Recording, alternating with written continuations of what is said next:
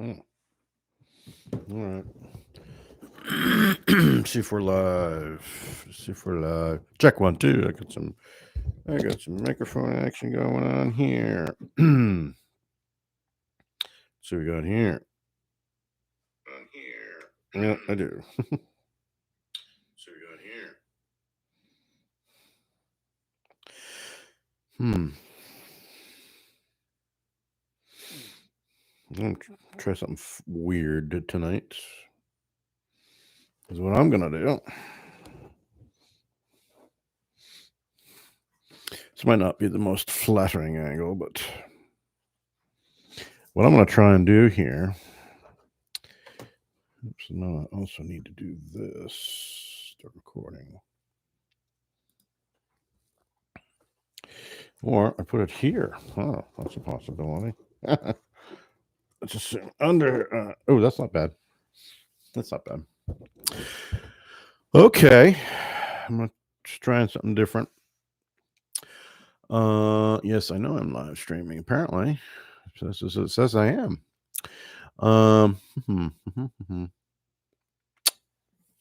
Okay. All right. It's 7:28. I'm a little early, actually. Go figure. Let me just make sure that I have.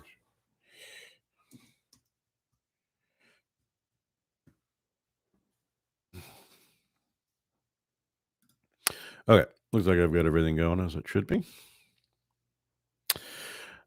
Let's see. Am I live there?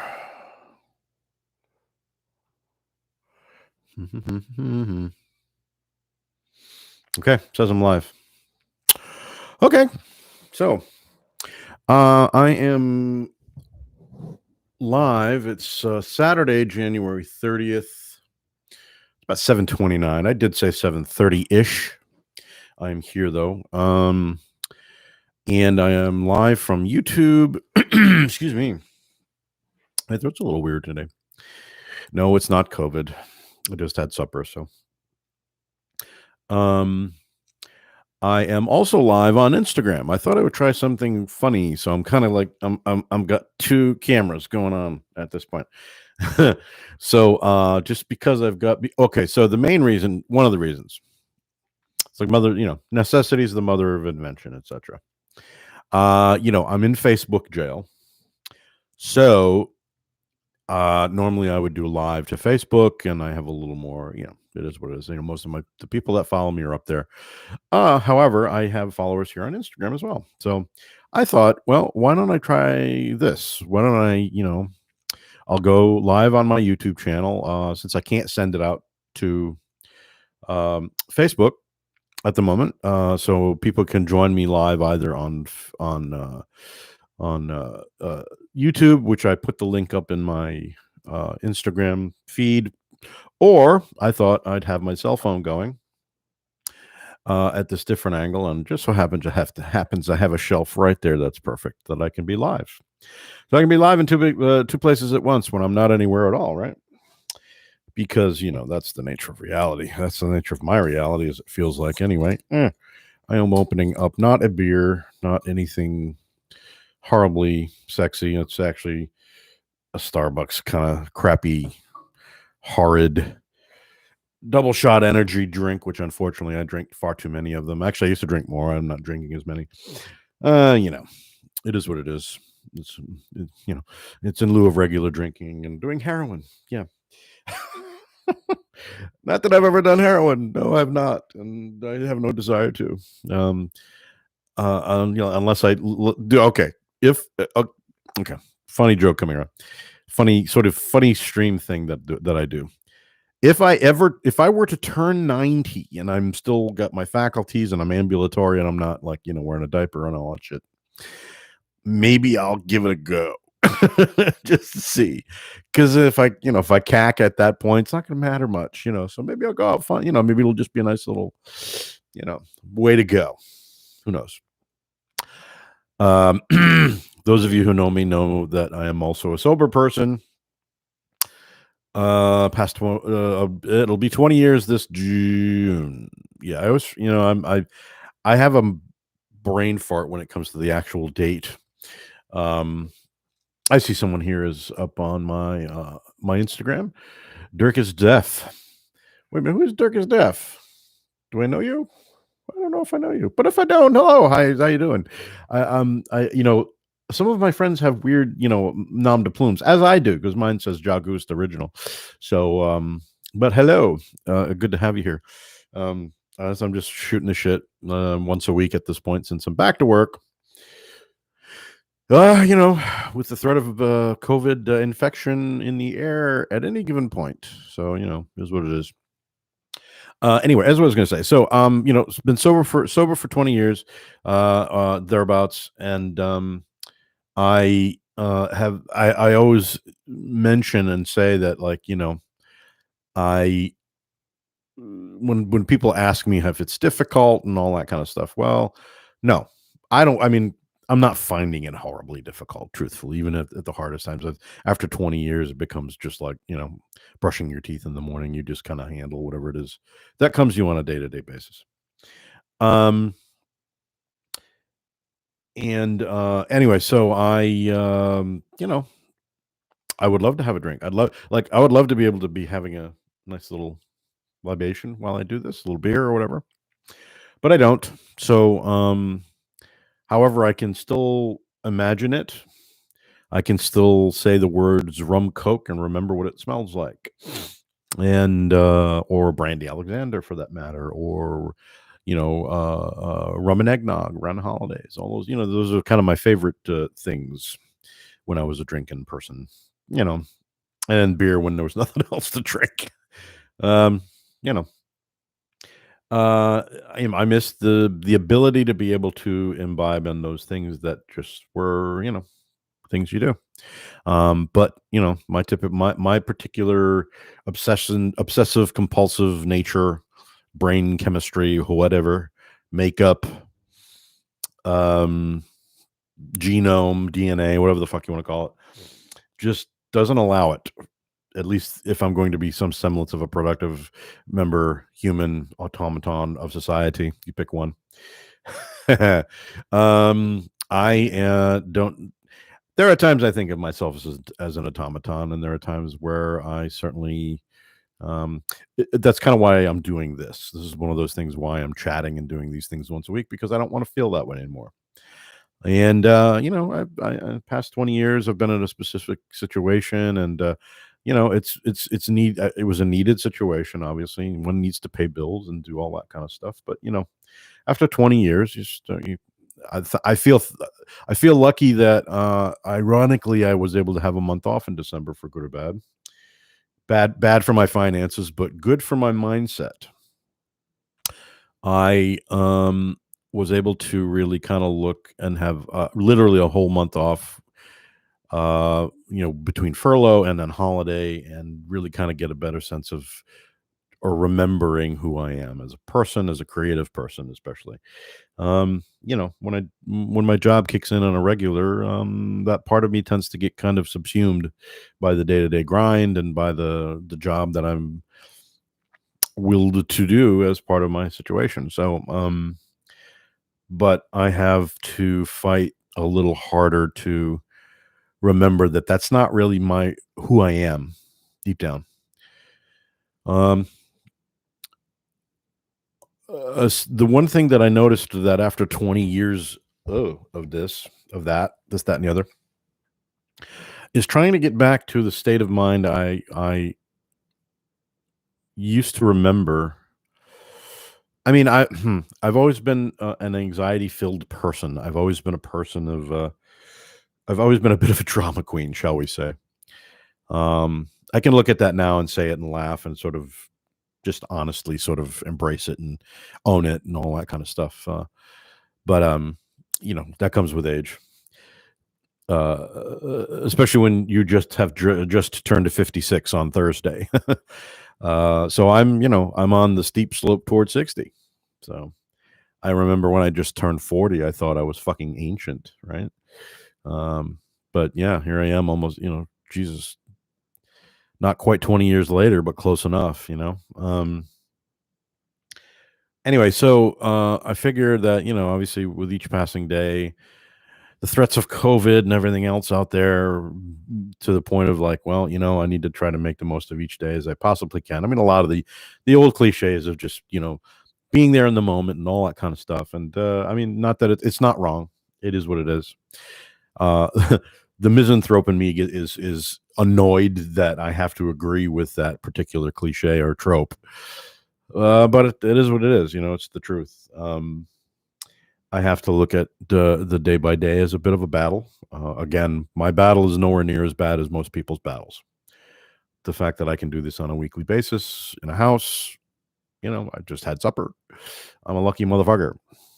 Some people are not as lucky, and I'm aware of that for sure. That being said, I have my own problems. I don't want to diminish those issues, because that's not helpful either. And I see people who do that. There's perspective. I understand that. But a person's problems is a person's problems, as long as they're not problems that are trite. Uh, the if your only problem, if the only thing that pisses you off on a day to day basis is whether you have to wear a fucking mask at the grocery store, fuck yourself. Excuse me. Did I say that out loud? Yeah, I did. Yeah, you know what I'm saying? So anyway, um, so in trying to remember my creative self and trying to remember the things that move me, or make me want to do, or just make me want to be in this reality, um, I needed to remember those aspects of myself, and I'm trying to rebuild some of those things and polish them off, because they're kind of moldy and dusty and full of cobwebs and stuff like that. So between playing music, recording music, writing music, producing, but then the idea of doing something like this, doing sort of like a radio show slash chat thing slash podcast slash whatever. The romantic ideal of doing a radio show between 12 and 4 a.m. every night so I've always had that idea in my head to do. And why not? Now that I could do it from my house, I mean, God, I think back to when I was like, 12 years old and having these kinds of thoughts, and then the idea of being sort of enamored of the whole, I don't know, there's just the technology that, was depicted in things like Star Trek and all that kind of stuff. Um, and being, just getting, learning about music and all those things that permeated my head. And the thing of it is that they're all still there. All that stuff is still there. It's just sort of, again, it's under all this weight of adultism and anxiety and drama and responsibility and all the things that, as you get older, you have to do in this type of society. And it's not, I don't, it's not like I'm railing against it for per se. However, there does need to be balance, and I don't have balance. And I haven't had balance for a long time, really. As much as I've gotten a lot of work done, and I look back on the past 20 years, in my head, it hasn't felt that way. I have felt very much out of balance with my work life, whatever, my work and my creative life. There are times when they would intersect, but just not to the degree that, I don't get anything from it. It's mostly a technical kind of crossover than it is a creative one, really. Um, and I, have needed to move forward in the belief that I can try to, just put it out there, of what I want to do and what I'd like to do for my, the whatever the second act of my life, if we're going to put it into two acts.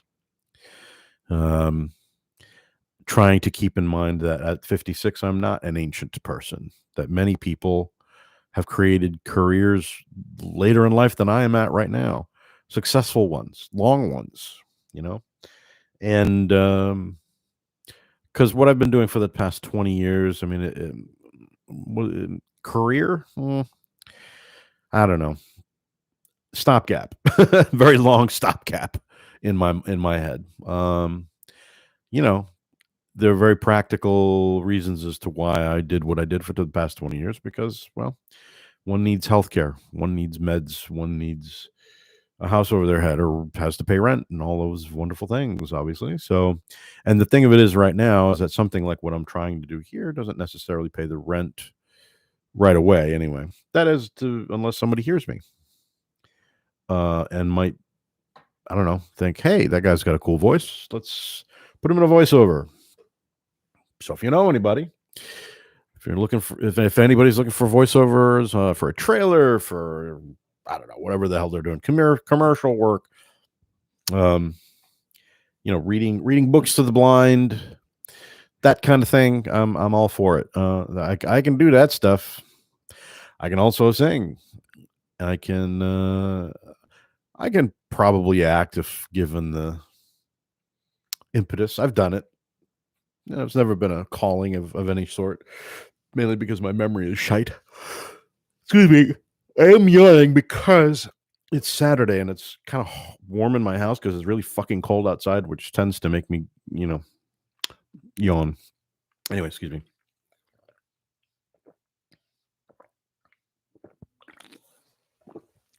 So I'll drink this and it'll keep me up for a while. Anyway, so anyway, where was I at? So this week, excuse me, let me backtrack. So last week, so right now I was having some technical difficulties with going live on YouTube. I wasn't able, or currently I'm not able to push sound through my OBS, my computer sound. You're obviously hearing my voice. I assume you're hearing my voice on the Instagram as well, right? I'm gonna hit the wave button, and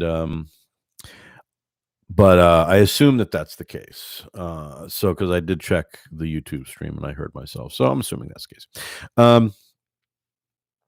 What I did because I don't have that functionality at the moment. I have ideas that I want to do. I want to do things like talk about music and things like that, but I don't have the facility to put up like little samples and things or play music, which copyright stuff not withstanding whatever. But it's one of the things I wanted to do because it's a big large part of my life. Obviously, is my music and or record collection and stuff like that. Just talking about things that move me. I've done some of the things some of the other chat casts or whatever we're going to call them from the past month or so, 2 months. I've listened to some of my own music, some other people's music, and talked about it, commented on it, and stuff. And I want to do that with some of the records that I enjoy. But and whether that's to anybody up here listening or not, well, kind of is what it is. I think that not having so not being on Twitter again right now, being in Facebook jail, it's hard to get the word out there really. So kind of is what it is. People will either watch or they won't. I'll record it and put it back up later and go from there. But what I did last week is I did a little bit of internet trolling. Ironically, internet trolling of Facebook. Just, the current events, of course, of those things. Certainly still plenty of those, as much as we have a new administration. But we still have COVID. And that's taking a whole other turn with the various strains and things that are being discovered. And right now, the various vaccines that some have more facility to handle it than others. Vaccines are now being, I mean, it's literally, it's become like a Hunger Games situation. And I kind of knew it was going to happen, because it happened during the last administration. And there was no protocol. There's no nothing there. So there are rich people jumping ahead of line to get their vaccine before people that actually need it, like poor people or people at the front lines in hospitals or older folks. Fucking board of directors of hospitals that somehow why the fuck do they need it unless they're old? Fine. If they're over a certain age, that's one thing. But if you're a board of director and you're 45 years old and you're getting it because you have the money and the clout, go fuck yourself. you know. Um, I mean, Jesus, this country is just such a mess. I mean, it's unreal. I could speak ad infinitum about that part of it, but I'm not gonna. What's the point at this point? You know, the people that really need to look at themselves and won't.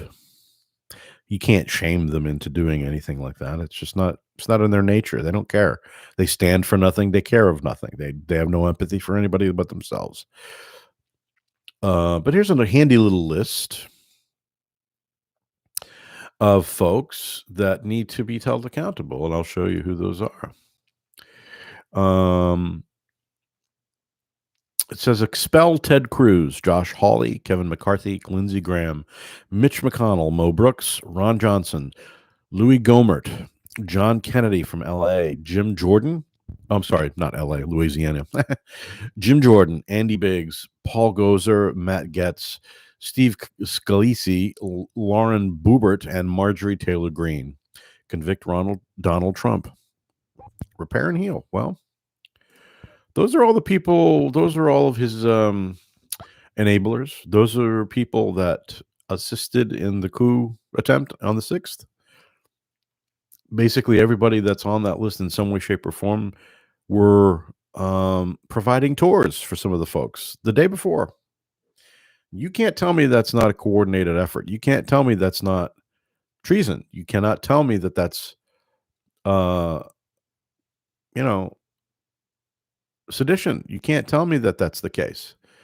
And you also can't tell me that you can't impeach somebody who's out of office. That's horseshit. You can't convict Donald Trump because he's now a private citizen. Really? Okay. Well, remember the 11 hours that you had Hillary Clinton on the stand there because of the whole Benghazi thing where 4 people unfortunately passed away.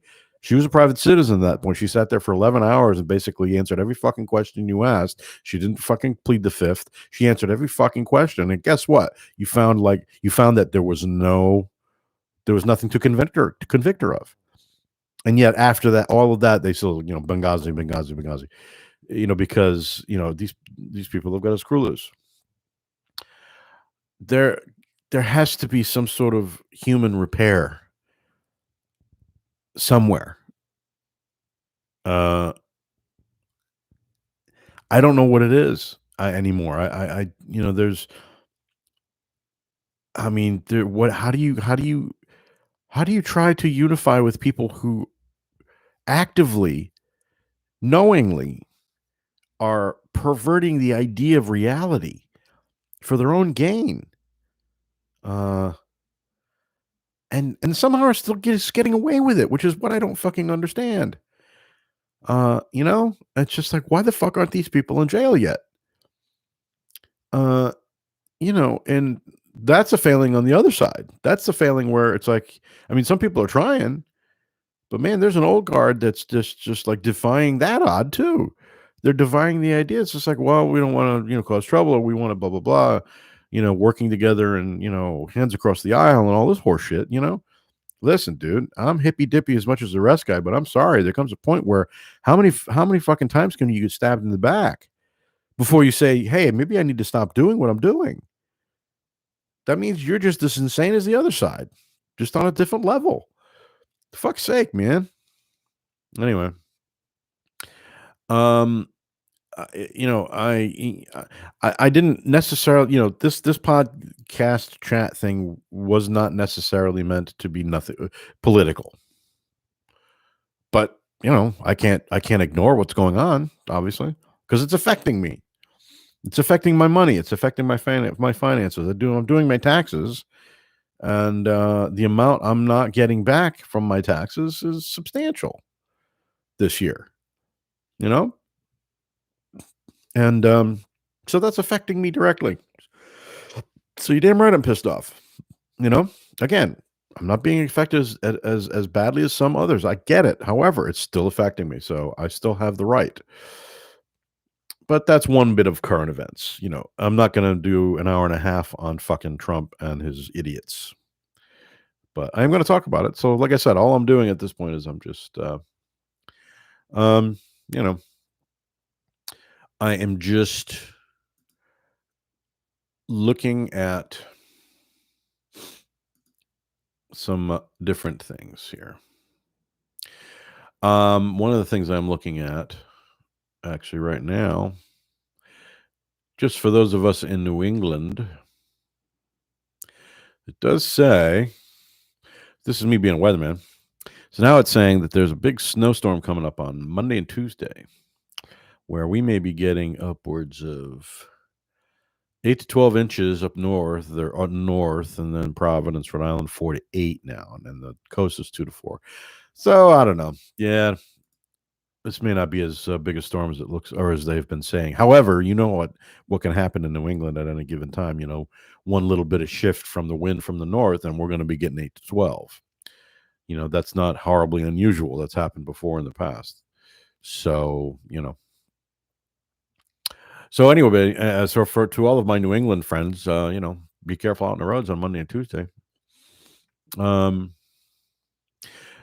the one thing that's sort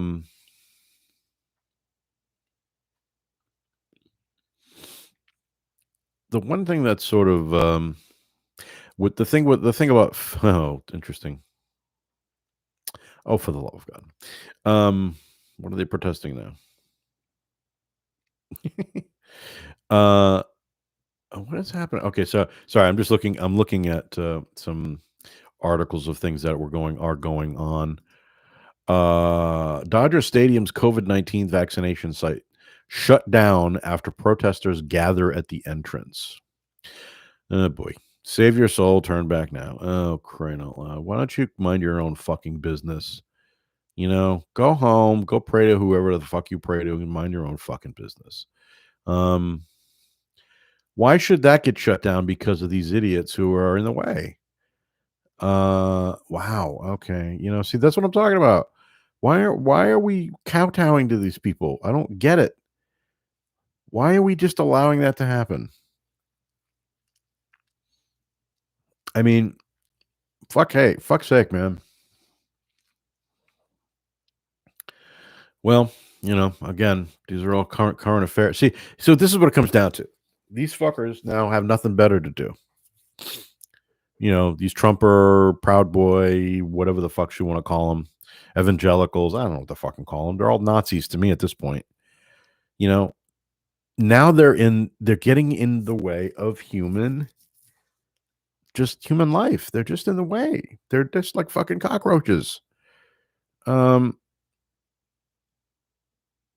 there has to come a point where there, you know, well, you know, what's going to happen is like, you know, people I mean, you know, the kind of revolution that happened on January 6th was stupidity. But the kind of revolution that like needs to happen in this country hasn't happened yet, for real. The kind where we push those Nazis back where they belong, A, and B, take out capitalism as it currently stands.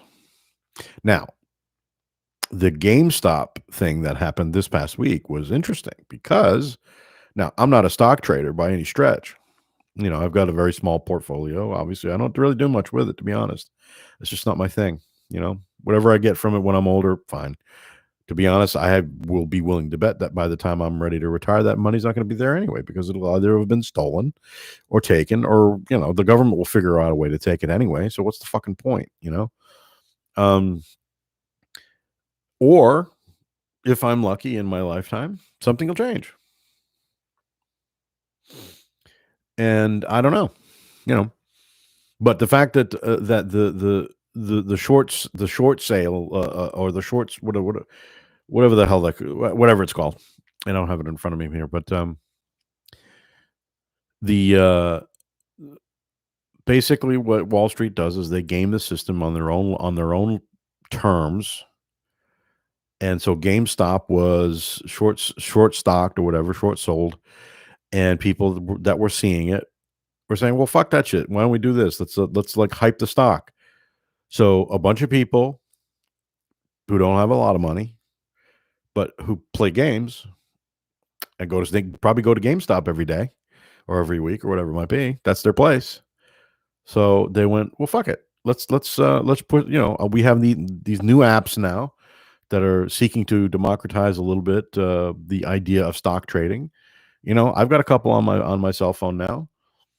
You put a few dollars here, a few dollars there, that you're able to actually play the stocks. You don't have to necessarily put, you don't have to put millions of dollars or whatever to play, right? So the GameStop people, they said, all right, motherfucker, this is what we're going to do. We're going to start buying stock in GameStop. And then look what happened. It threw all the hedge fund folks out of whack because they didn't expect it, because it was their own game. And that's the beauty of that one. They got gamed by their own fucking game. That's beautiful. I'm not an anarchist by any stretch. Don't get me. I like a nice orderly society. I'm not into fucking anarchy for the sake of it. I'm not. Believe me. I don't care if people get rich, but getting rich off of other people's misery, that's different. Or getting rich off of nothing. These rich motherfucker billionaire hedge fund assholes do nothing with that money. That's all they do is they make money. And what else do you do with it? And then they buy shit for themselves. But yet we're lazy and need to pull ourselves up from our bootstraps. How about this one? I've said this before in this podcast. Go fuck yourself. Are you kidding? And it's like been really funny to see, the Daily Show didn't put a nice montage together of all these whiny baby billionaire pundits saying, oh, they can't do that. They're not supposed to do that. Who are they to do that? It's like, wow. Okay. Do you see yourselves? Do you see how fucking whiny and bitchy you sound? You fucking weasel. It's hysterical. And I mean, they crashed a couple of hedge fund businesses. Awesome. It just goes to show it just goes to show how little it took to pull down Wall Street and the whole charade of what all of Wall Street does, and Wall Street is not the economy, and people that equate the two are stupid.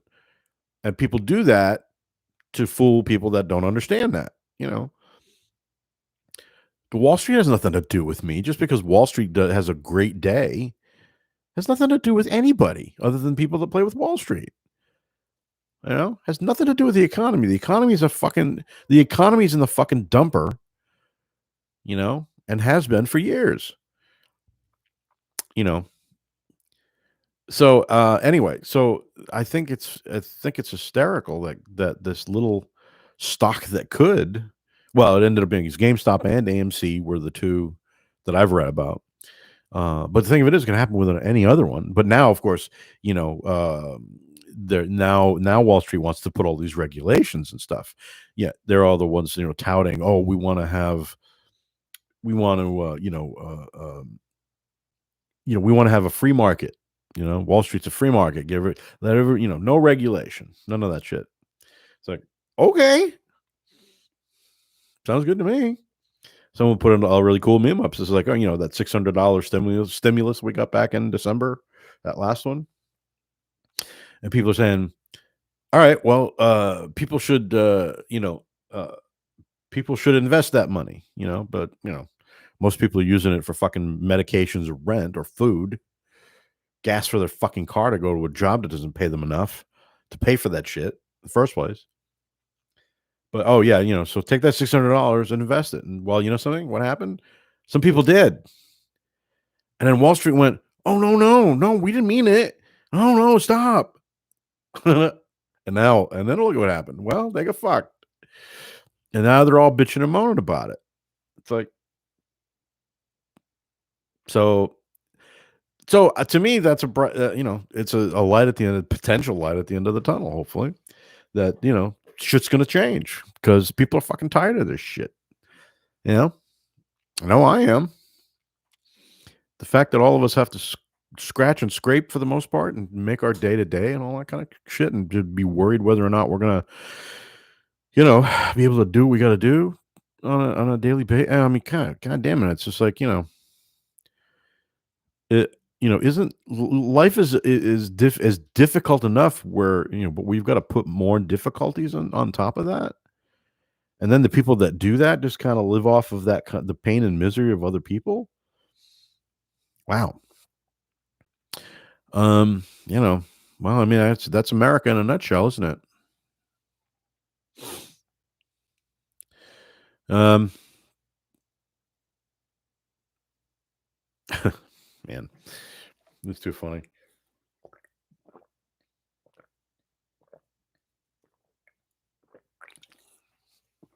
I'm just going by what the feed is telling me here, guys. So, yeah.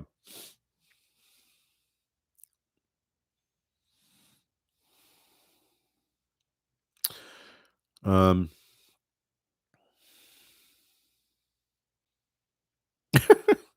yeah, okay, here's a good one.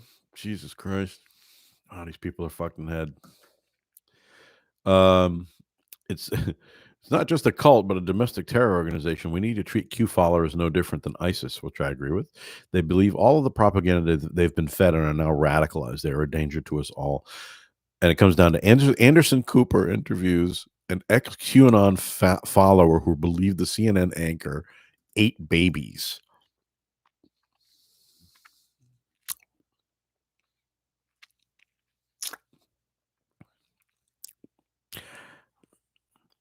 I mean, how did he eat the babies? Barbecued, fricasseed, spit roasted.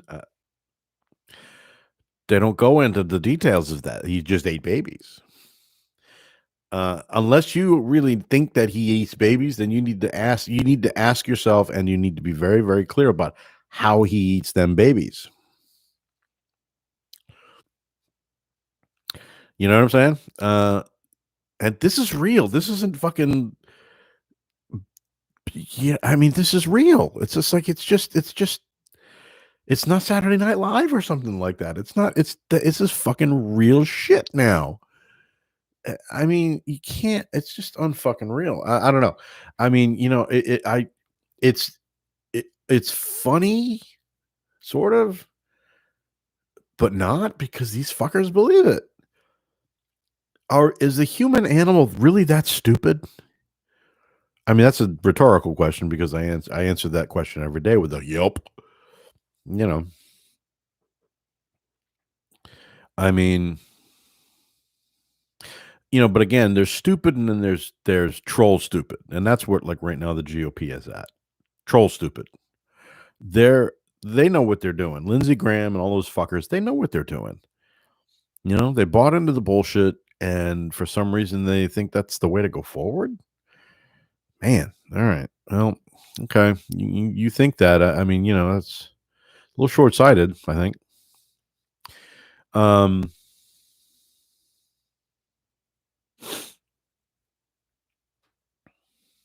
hmm. So I don't know. Yeah, like I said, I'm just kind of trolling the woe here. Trolling the woe. Okay, so when I say trolling the woe, that is a steal from a gentleman named Peter Bergman from the Firesign Theater, who is speaking of the devil. This is not him, but this was one of his cohorts. Phil Austin, obviously, also a Firesign Theater.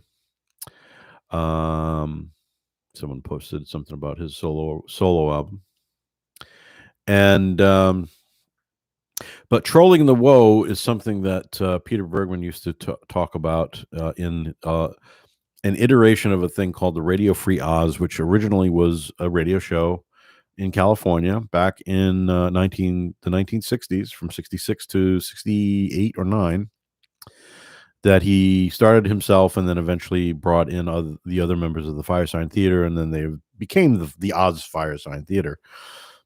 And they used to do radio shows in the LA area like every night for crazy amounts of hours per day, like 6 hours a night or some shit like that. But every day. That's crazy. That's an insane amount of content. But then and he passed away back in 2012, um, almost 8 years ago. And there was a newish modern uh, version of iteration of Radio Free Oz that was kind of more like a podcast at that point, which is perfect for what the Fireside Theater were doing because it was basically radio.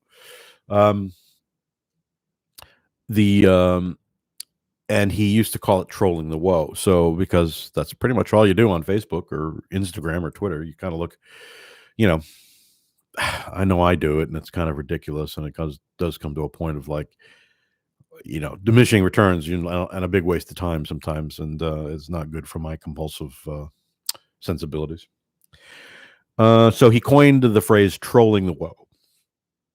The woe, as in WOE, trolling the woe, because there's an awful lot of woe on there. So that said, there are things up on Facebook and all the various social media places that are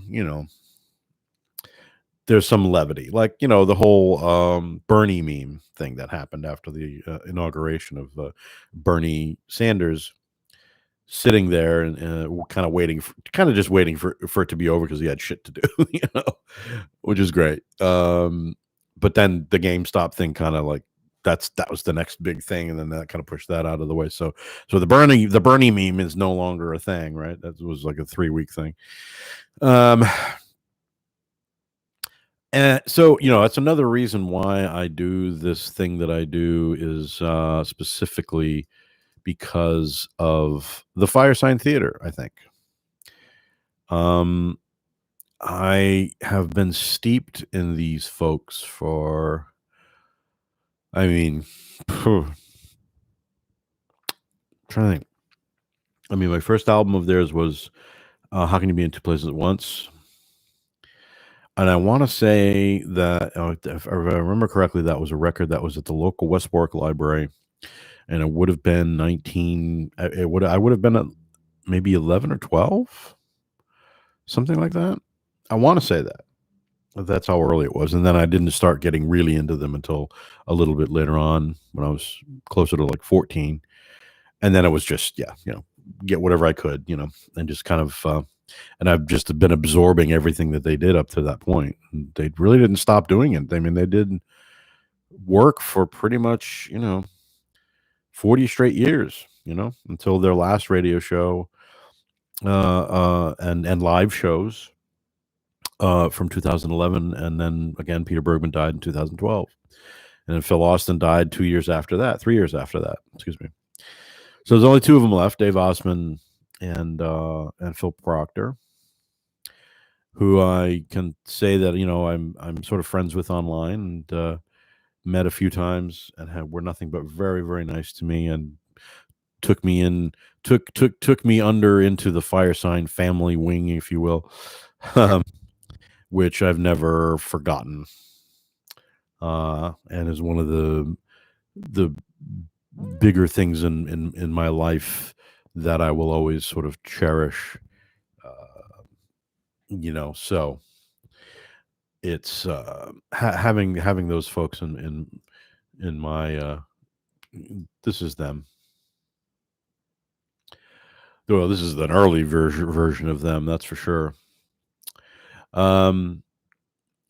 That's Peter there at the front there, being very bald, and Phil Austin, Phil Proctor, and Dave Osman. And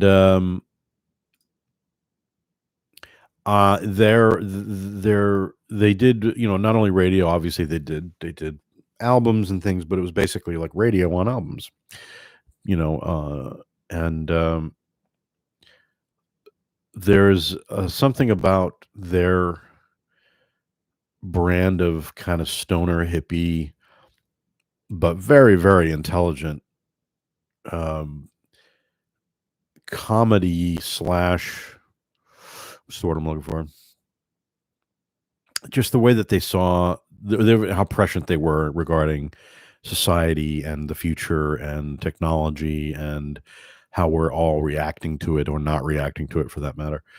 You know, how reality is mm, reality is its own functionality. We're just living in it, you know. Whatever that reality is, it's like, all right, well, it's only as real as you're going to allow it to be, I suppose. Which maybe that's part of the problem. Some people just can't figure they haven't quite figured that out yet. Um, my current way of sort of thinking of reality is this very changeable, malleable thing. And I don't know if other people notice this, and this just made me be having a stroke. God knows, but I notice more and more things happening or feeling like they're happening in whatever this reality is supposed to be or how we're supposed to be perceiving it. I see it very changeably. I don't see it. As I get older, I see it as less of a linear thing. I mean, we've created all of these things for it to be linear, so that I think we can understand, well, seek to understand it. But I think that's become a dead end, truthfully. Clocks and calendars and time and the revolving of the sun and just how that or the excuse me, revolving of the earth around the sun, etc. And the nature of that and the thing I think the problem with that is that, okay, so all right, that's the reality we've built for ourselves on this planet, and every single person on the planet does the same routine when it comes to it for the most part. There's a select few that are off the grid, and I'm just sort of feeling like there are times when it would be great not to know what time it is or not to know what day it is because the calendar says so. Um, and I think we've done ourselves a disservice as a race by really sort of cementing these concepts uh, in our collective psyches. I think it's dragging us down. I feel like it's dragging us down because you can kind of see it. I mean, you see it on the faces of people you work with every day.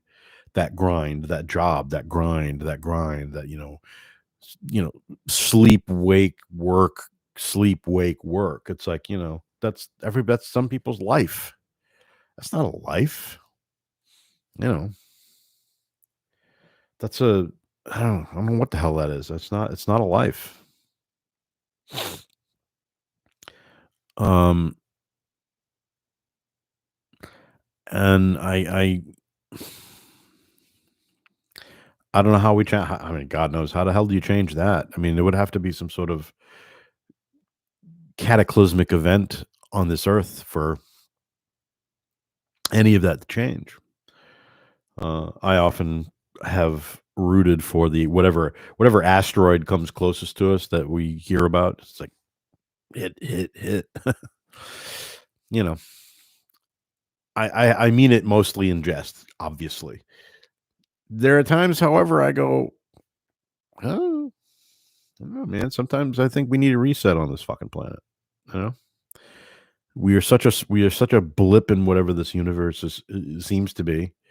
We're such a blip. We're such an insignificant blip that why wouldn't just doesn't matter. Now, there's a phrase that I have been using a lot lately. I have been using the phrase "it doesn't matter," and I've been using it not in the fatalistic way that it sounds, though I suppose one could take it that way.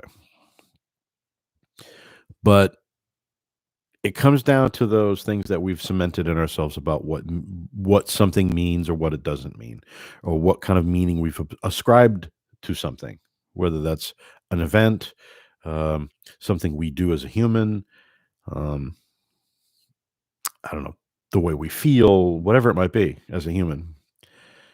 Um, we've put ourselves into these little holes of meaning or something that just I think it's just dragging everybody down. So when I say something to the effect of "It doesn't matter," for me, I've just been using it as a mantra because to me, trying to ascribe meaning to everything I do on a daily basis, you know, the reason why I did that is because I think deep down I realized that whatever it is I do on a daily basis really doesn't matter in the long run. And I mean, I'm talking the big cosmic long run here. My meager, you know 70 plus years on this life, on this earth, in this particular role of reality is not going to mean anything to any entity or universe in a billion years, so it doesn't matter.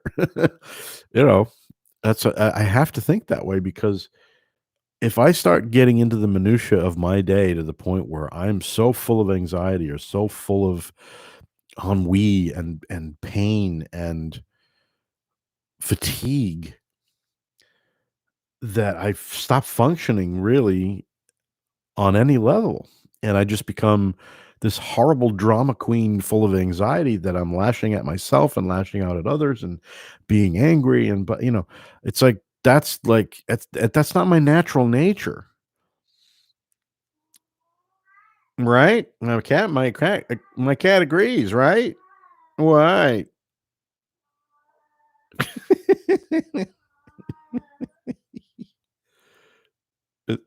Yeah. My cat has been yowling like this lately. I think he just hates it when I'm not paying attention to him. Anyway, so it doesn't matter. Um, on a day-to-day basis, I have had to say this to ground myself in lieu of, some people have mantras, right? Or some people meditate, or some people, breathe, or some people,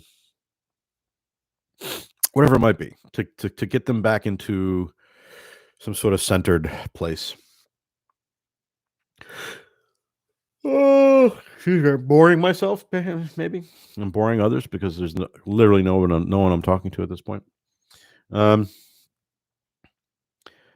uh, I have been saying this to myself because my current situation, my day-to-day situation, as I've been perceiving it since I've had to go back to that situation after my month off, you know, just looking at the absurdity of everything I'm doing at the behest of someone else, which obviously being my bosses or whomever's in charge, and whomever's in charge of them, Um, and I don't begrudge anybody having to do their job, and that's what their job is. They have to tell me a thing that they say you need to do this thing. So fuck, of course I do because that's my job. You know, I'm sanguine about that, or sanguine enough. However, you know, I do eventually want to be doing something different. That said, um, especially lately, with the COVID and everything, everything is so absurd at this point between the morons we have to abide by on a daily basis, either in the news or as neighbors or at work or whatever the fuck it might be. You have that to deal with, and then now we have this COVID thing to deal with, which is basically war. I mean, you're literally going on a day-to-day basis on the off chance that on the hope that you're not gonna catch the fucking thing, A, and B, that if you do catch the thing, it's a minor version of it, you know? This is a shitty, it's a shitty way to live, right? So there comes a point where I have just had to say to myself, you know something, dude. Because I mean, here's the thing. I'm in the strata of folk that if I get it, there's every real possibility I'm going to get bad. I hope not. I don't want to go through that shit. But if I do, again, in the long run, won't matter. You know. Um, the and as much as I'm saying it doesn't matter, does not mean that I've given up per se. The thing that I'm trying to give up on is the idea that everything matters. That everything I do has to mean something. That everything I do has a purpose. Because clearly it doesn't. I do things at the behest of others, as I've been told to do, is because it's part of my job. But I swear there are times where those things that I'm having to do are busy work. You know, why do they call it business? Busyness. It's just keeping us busy. You know, do why? Why do we always have to be busy? You know, uh, yeah, you have a goal, you have a project. Of course, you got to do the things to make the project manifest or whatever. Uh, but for me, at least, the more pressure I put myself under, whether it's on my day to day job or long term project types of things or whatever the fuck it might be, fucking cleaning the house. I mean, I'm not. I'm. I'm a bad cleaner of the house. I mean, I know I got to do my house soon, but even there comes a point there. Even that, they're just like nothing matters. You know. Um, and again, just to clarify, I don't mean it in a like I'm giving up. I'm gonna do myself in. I'm gonna, I don't want to do this anymore. Blah blah blah blah blah. It's not what I'm saying. Because to me, that's. I mean, I think people find themselves in that conundrum and don't know what to do. And then, yes, then for some people, that is their solution because they don't know what to do, because they are prescribing meaning to things that don't matter and they can't figure out why. And they don't understand why they're here on this planet or who they are, or why they're here, what their energy is about, or is there a spirit? Is there a God? Why has God forsaken me? Blah, blah, whatever it might be, that's infecting these people. And that's, if you look at Trump's followers and all that shit, and that's what's infecting these people. They believed forever that Jesus was going to come and save them. Well, that didn't happen. And then suddenly, what? You're going to turn yourself to a fucking failed businessman as somehow your Lord and Savior? Are you fucking that dumb or that twisted and fucked up? I mean, uh, so I think all of what I'm coming to with the whole it doesn't matter anymore is just a culmination of all of these various factors this past year, 4 years, if you want to, go that far back. But COVID is definitely, you know, focused the point that when I say it doesn't matter, in the long run, it doesn't. Mainly because also usually things work themselves out for the most part. Now, I may only be talking about my own experience here. So I may be coming, and I'm sure I am coming from a privileged place as an old white dude. you know, so it's easy for me to say, or I'm either that, or I've just come to terms with the idea of death. I've come to terms with the idea that whatever it is I do is just going to be whatever it is I do. It's not, if I touch, and if I whether I touch one person or a million people, doesn't matter either way. If something I say touches one person to do something good for someone else, or to create something great, then do it. Then that's great.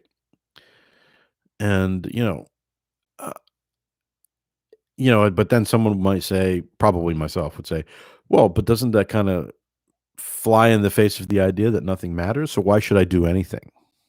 Right? Why should I do anything creative? Why should I bother? Why should I put myself through that particular type of angst to do that? Well, I don't know. That's a good question. Like right now, that's the question I'm trying to answer myself, to be honest. However, the process, the creative process, or the process of learning, or the process of thinking about these kinds of ideas, I enjoy. That's like I enjoy it. It gives me pleasure, above and beyond like what I do in my day to day job, which is just that. Now, that said, I'm not saying that there are not aspects of my job that I do not enjoy, because that would be lying. I've had, believe me, I've had hard, horrible fucking jobs. This is not. I wouldn't put this up there with that for sure. I mean, I've been there 20 years. I would like to think that there's a reason for that, especially when we're talking about education. But it's like just like anything. There comes a point where I just feel like, all right, there's not much more I can. There's not much more I can do here. There are other people doing it better than I'm going to ever do it, because that's their passion to do it. I've never been that passionate about it, but I can do it, and I can do it pretty well. And the fact that there are aspects of what I've done that have been instrumental in what other people have done with their lives as well. That's great. Especially assuming, and as long as it's a positive experience. Um, but I'm not gonna gloat about that, because there's somebody more influential than me right down the road. There's somebody who's going to say something better than me right down the road. There's someone who's going to sing something better than me down the road. Again, I'm not going to put that pressure on myself to care. um, because the minute I do that that's when the trouble starts. When on a day to day basis, I have to try to say to myself, is what you're doing worth doing, or is what you're doing being or is what you're doing being received the way you would like it to be received? And more than likely it's not. That's the reality of the situation. And the irony of trying to look at the reality of the situation is by looking at the complete illogical nature of the reality right now. That's what I'm kind of that's the conundrum we're all in right now, between COVID and these humans that are being about as fucking weird as you can possibly get. We're in a conundrum of just this, of utterly illogical. I mean, it's just a completely bizarre and utterly illogical um, existence right now. And I, like anybody else, because I am who I am, it's easy to just want to fight it. And you have to, obviously, like the idiots that shut down the Dodger Stadium vaccination site. It's like these fuckers need to be dealt with. Uh, However, it's not my job to deal with them, so per se. Uh, but I have to kind of pull back from my interest in it, so to speak, because there just comes a point where it's just like I don't have the energy anymore. So nothing matters. You know, all I'm saying is that the idea of nothing matters is as close to a Zen state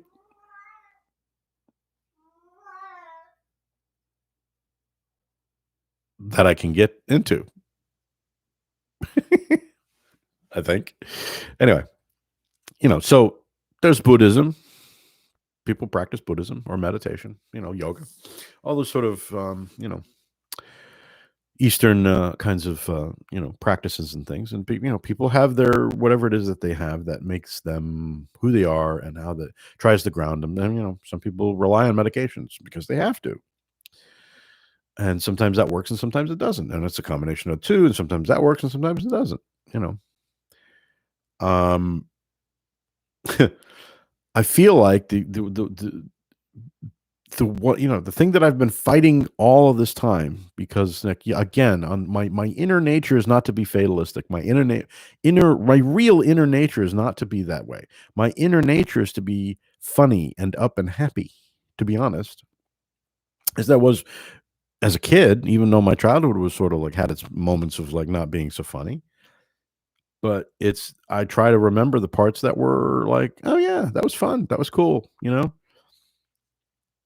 I was just stupid, silly kid into Monty Python and be making silly faces and fart noises and whatever the fuck it was, and watching the monkeys and just having fun, playing with my toys, Um, I mean, that's childhood, but, I don't the older I get, the more I realize it's like, losing, quote unquote, losing those things, like, you don't have to. I don't have to. Jonathan Winters always said to keep your toys.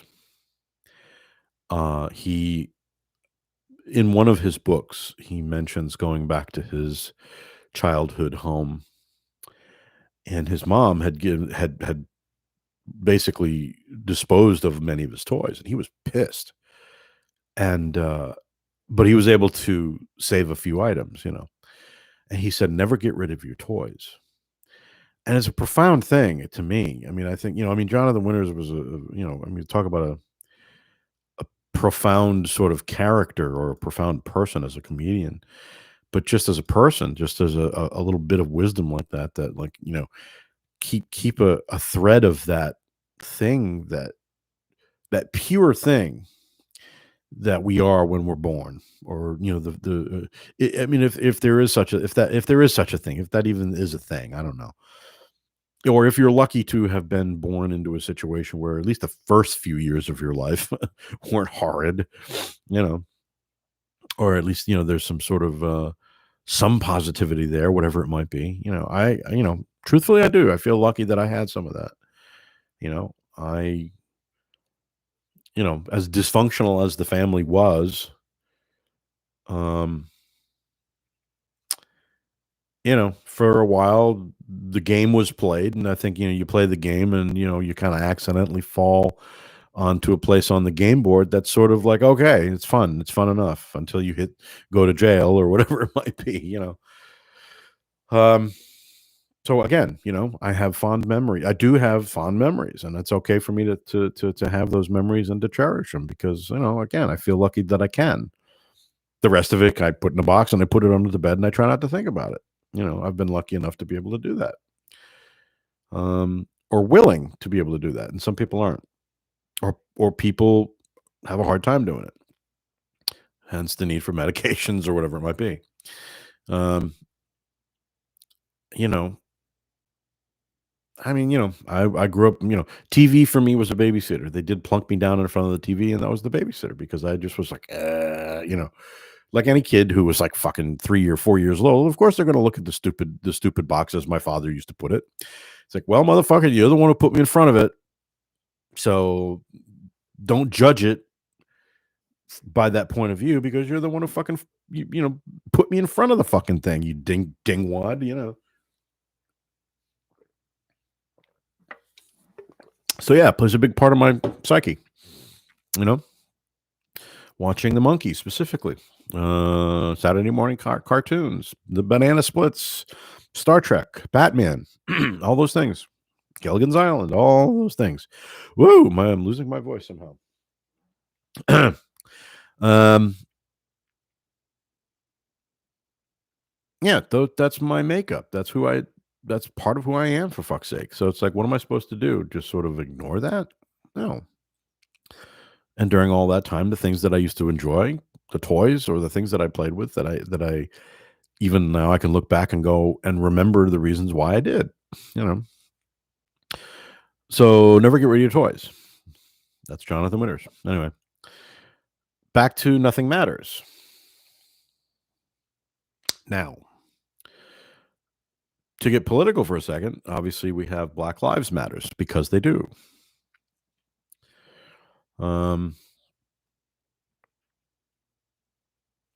That's a very specific thing to very specific people. So when I say something to the effect of nothing matters, that's a personal mantra that has nothing to do with anything happening outside of my sphere, this sphere. Um, so when I say that, it doesn't mean that I am not supportive of specific causes such as Black Lives Matter or, causes of equity, humane humanity, you know, um, and I think it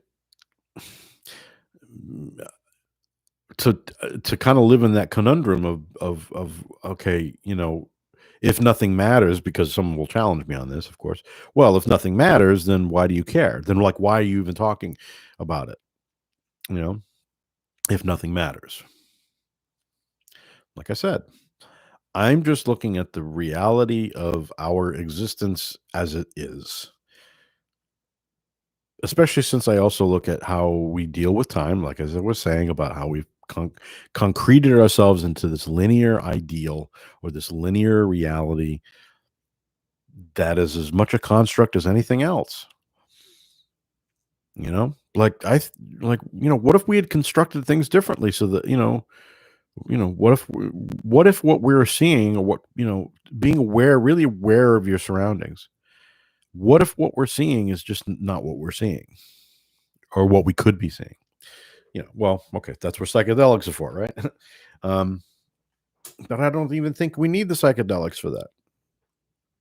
It's just the theoretical idea of it. That time is not a linear thing. Clearly, timey-wimey, as the Doctor Who would say. Listen, on a regular basis these days, again, I've just been more aware of my surroundings.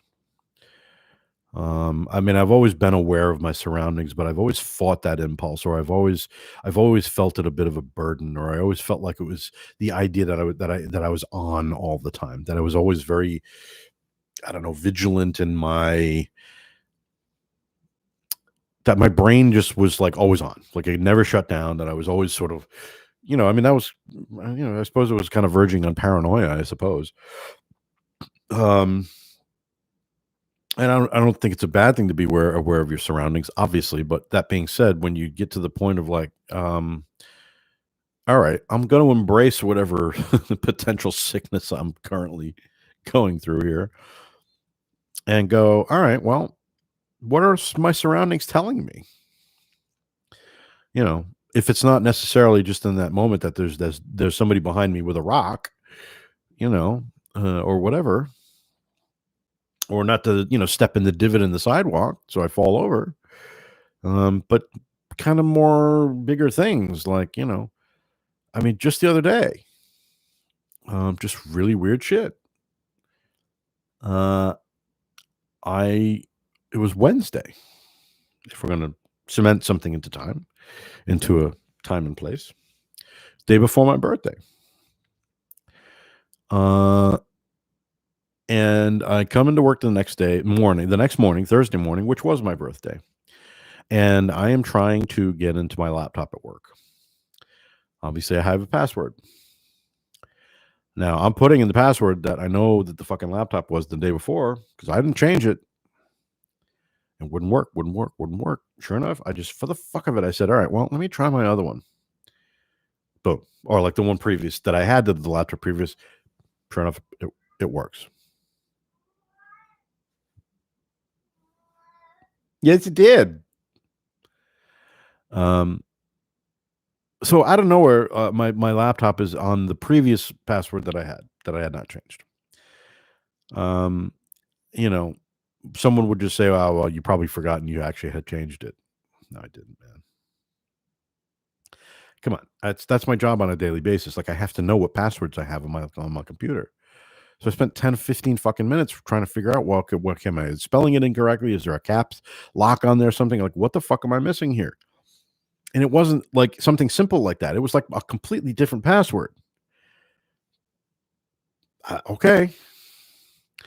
And then sure enough, I get home later in the evening, and I get home, and I change into my sort of non-work attire at home, and I look at my T-shirt and I go, "That's not the T-shirt I put on this morning."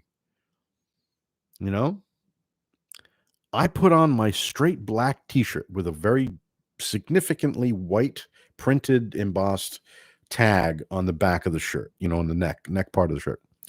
That's what I put on this morning, right? But it wasn't the shirt that I ended up with at the end of the fucking day. And I swear to you, this happened. I mean, I'm cataloging all of these little things that I'm just very, very noticeable of, that I'm noticing happening. And I have to liken it now. Again, is this all in my head? Maybe. Because they do say, well, whatever reality is surrounding you is whatever it is you're creating. It's like, okay, well. But I swear to God, it feels like, whatever the idea that I see of reality shifting sideways this way, that way, instead of like, I mean, there's the idea of linear past future, but man, we got to look at the sideways part of it too. And, and it's just these little things,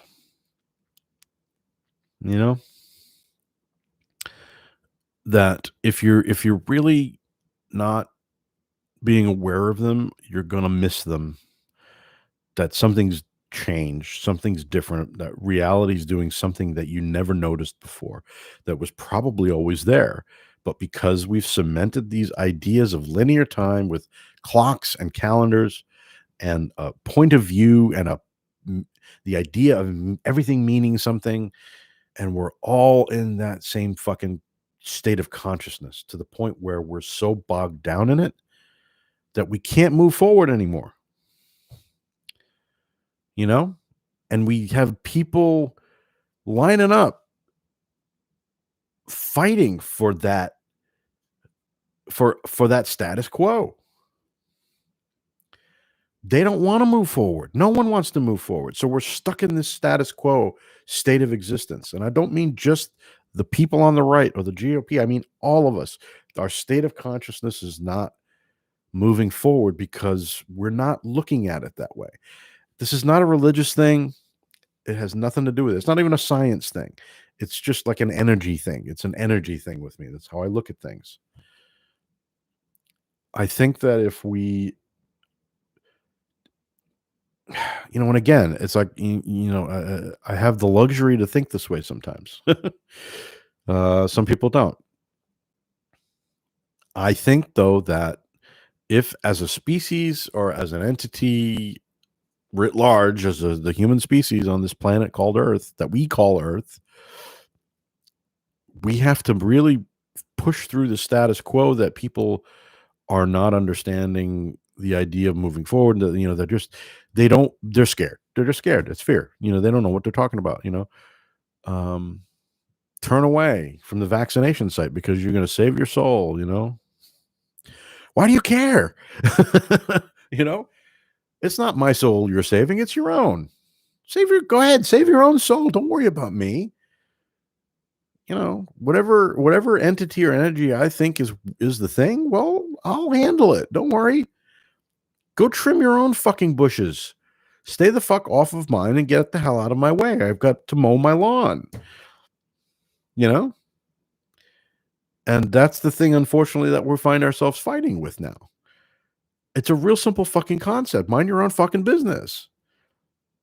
I mean, now we're kind of getting again back into politics. But that's kind of where we're at. I see someone else joined here on Instagram. I'm waving. As I was seeing someone else new joining, I'm here on both Instagram and YouTube live. I've got 2 cameras going here on 2 different platforms, since I currently don't currently in jail on Facebook. So, I'm at some point, I need to kind of message everybody and let them know because, talking about linear time and things, obviously Thursday was my birthday, and everybody had, sent me many, many lovely birthday wishes, which is always a nice thing, but being in jail on Facebook, I can't, uh, I can't, I can't say anything. I can't thank anybody. So I gotta try and go and see if I can message. See if I'm pretty sure Messenger is still working. So I'm gonna try and do it separately for everybody tomorrow. But anyway, um, I don't know. So I've been rambling a lot tonight, obviously, and because that's what I do on these things. Um, but it's just it's a thing that's been much on my mind in regards to just my own how I'm handling the day to day, how I'm handling the quote unquote reality of everything we're seeing on a day to day on these various platforms of social whatever. Um, and I know for my part of it, it's very easy for me to get sort of lost in it. Um, and it's mostly because I'm bored, or it's mostly because I'm lazy, or it's mostly because I'm this or that or whatever. But again, it comes down to that. It's like it doesn't matter, you know. Me chatting at you this way really doesn't matter, though I've said that before, right? It doesn't really matter, but I'm doing it because I kind of enjoy it. Like, so yesterday at work, it was one of those things that it was a really difficult week of work. Specifically on the day of my birthday, it was a really, really long day. I was covering for people that didn't show up for work, all this kind of stuff. So it was a really difficult day, right? But I got through it with amazing amounts of grace, if you will. And then Friday the same. But I just sort of, I don't know, found myself in a situation where I'm doing my job, training folks on classrooms and this and that, and found myself just having a really wonderful conversation with somebody I'd never met before. Um, we were done with the training. We had scheduled an hour just in case we needed it, and we ended up talking for 45 fucking minutes about brain stuff, about cool things, and it was it was such an enjoyable thing. Which, yeah, with COVID, that's definitely, again, it's something we're missing for sure. But I think uh that conversation wouldn't have happened if I hadn't. I'll be honest, I think it's all connected to me for me. If that month off that I had in December hadn't reawakened my just the inner person that I am, the actual person that I am, I don't think that conversation would have taken place. Hey, Elliot, what's up, man? I I look at that month off as an ironic godsend as much as it was rough on my finances. I my state of mind is very different, and I can feel that. And it's not meds I'm taking. um, no, it's just a way of I feel like looking that I have to look at things very differently because if I don't, yeah, then I'm just going to be stuck in the same status quo as those other idiots in LA in the way of people getting their vaccines. I would be no different. I would just be taking a different version or taking a different road, but still being status quo.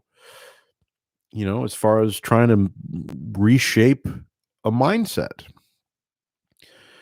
Their mindset, unfortunately, is stuck in a religious dogma, and they will not get out of it because that's just how they've been taught. I'm lucky enough not to have been that inculcated, and feel lucky enough that I was able to pull myself the fuck out of that shit because I was able to then go on and say, "Oh, thought process, go figure." um, And, anyway, so I feel like, now it's like with people, I can be open and not, I mean, I used to just be horribly, I mean, people that have known me can know me to be.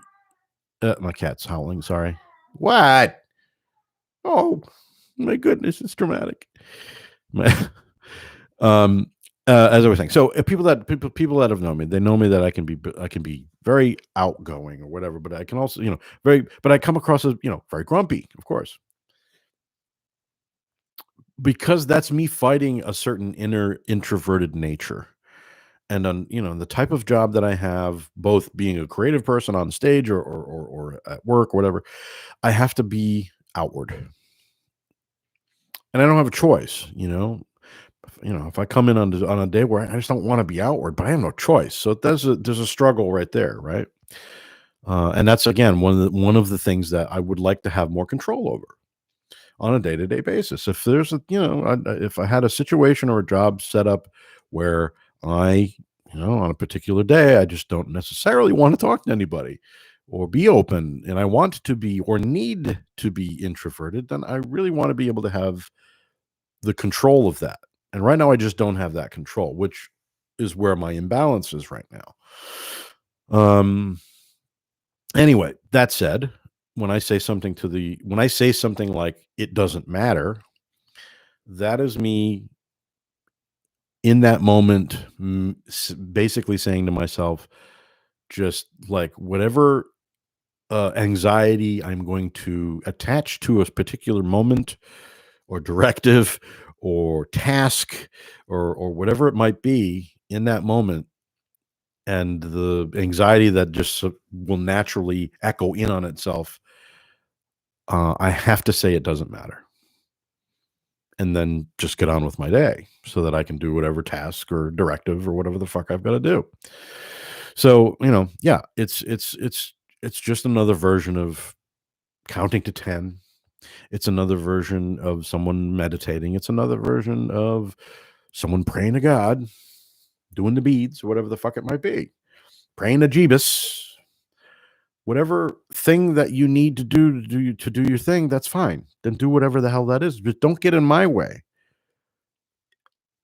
of me trying to move forward with my energy and my life, because your energy or your life doesn't agree with it. It's a real simple fucking equation. It doesn't have to be overthought, as much as I've been, you know, going on and on about it for an hour and a half. Um, so I, um, all that said, when I say something like it doesn't matter or nothing matters or whatever, it's just a way of perceiving how I walk through my day and how reality hits me, um, or this existence hits me, however you want to look at it. Um, and then what do I do with it? Do I ignore it? Do I do something with it? Do I take a piece of it and turn it into art? When that's what we do, right?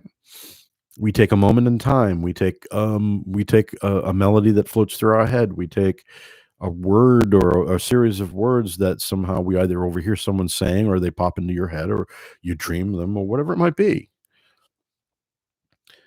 For me, the clarity to be able to get back to that point of seeing those things again, which I feel like the past 20 years, I've been really blocked in that regard.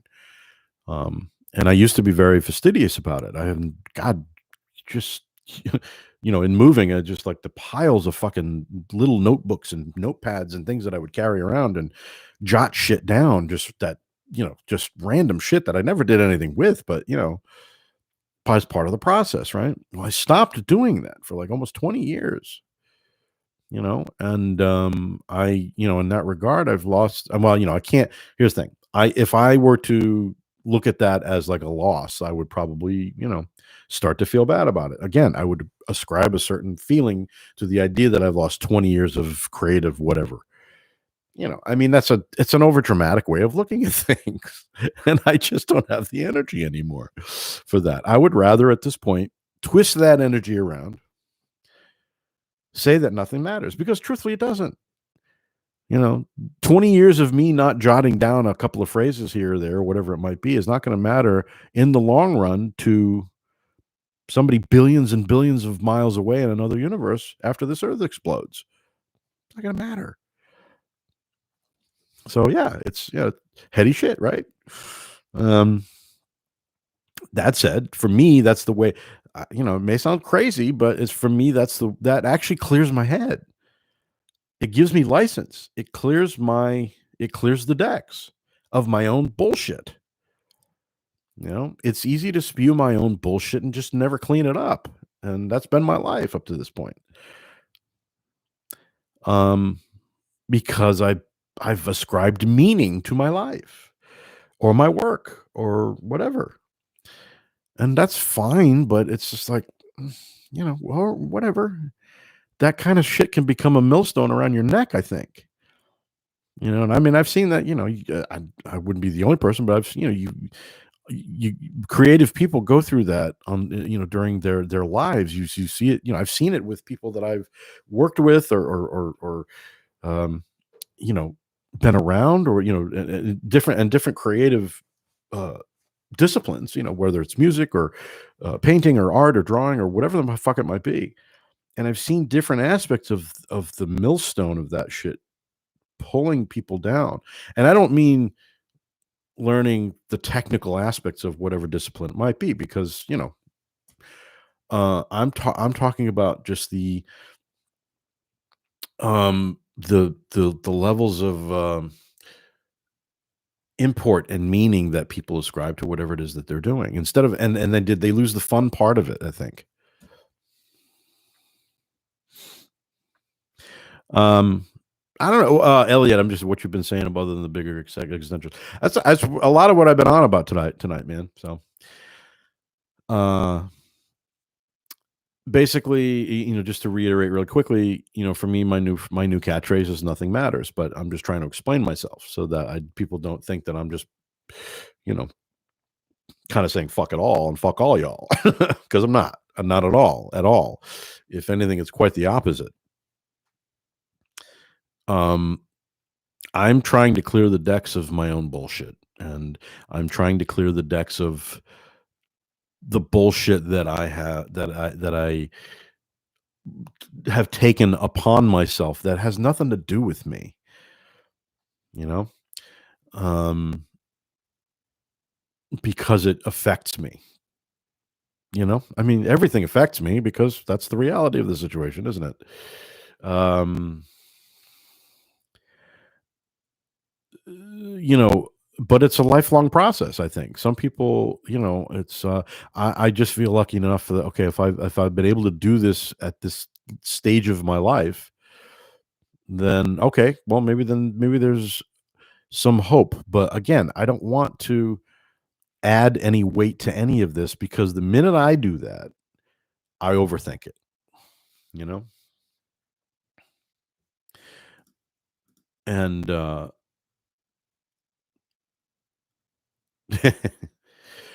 yeah, well, Italy will always be there, Elliot, at some point. Yeah. I think that that comes, yeah. So I mean, one of the things I was talking about, Elliot, is the fact of the, oh god, my cat's at it again. Dude. I'm like, you can hear that, right? You can probably hear the cat in the background. Um, one of the things I was talking about was how the human animal has cemented certain aspects of how we perceive time, with calendars and clocks and things, and how I really seriously think that's become such a millstone around our necks as a human species, that I think it all boils down to things like that for us, that we've lost. I feel like we've lost, or have severely damaged things in the human experience that, like, shouldn't be held to a timepiece, or a calendar date, you know what I mean? And it's like,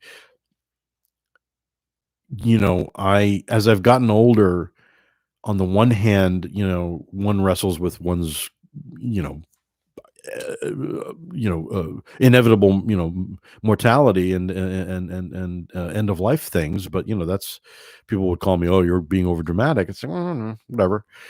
I think it's normal for everybody. As you get to a certain age, you start thinking about that shit. But nothing matters. It doesn't matter. There, I was starting to get it really in my head about it, about like getting older. Like it started when I turned 50, of course.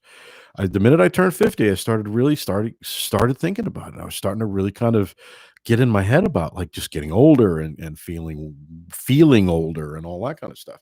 And I was starting to feel it. It was just like, dude, I'm 50. I'm not like a fucking 150, you know? Um Coffee matters. Yeah, yeah. Um but yeah, so you know what I'm talking about, right? But here's the thing. Again, it doesn't matter, is what it comes down to. And so like whatever I've done in my life, whether it's creative or non-creative, on the big scale of shit, it just doesn't matter. It only matters to the people that either know me or have known me and will know of my memory going forward. If we're thinking linearly at that point, right? Um, and that's okay. And I hope that whatever that is a good memory and something that can echo for as long as it will until it stops. Um, you know, but I can't think of that. Not only do I need to try to think in the moment, but I also need to explode that moment, if that makes any sense. And I'm not sure if that makes sense the way I explain it. Being in the moment is one thing, but I also don't want that moment to drag me down either. I need to know that that moment doesn't matter, you know? Um,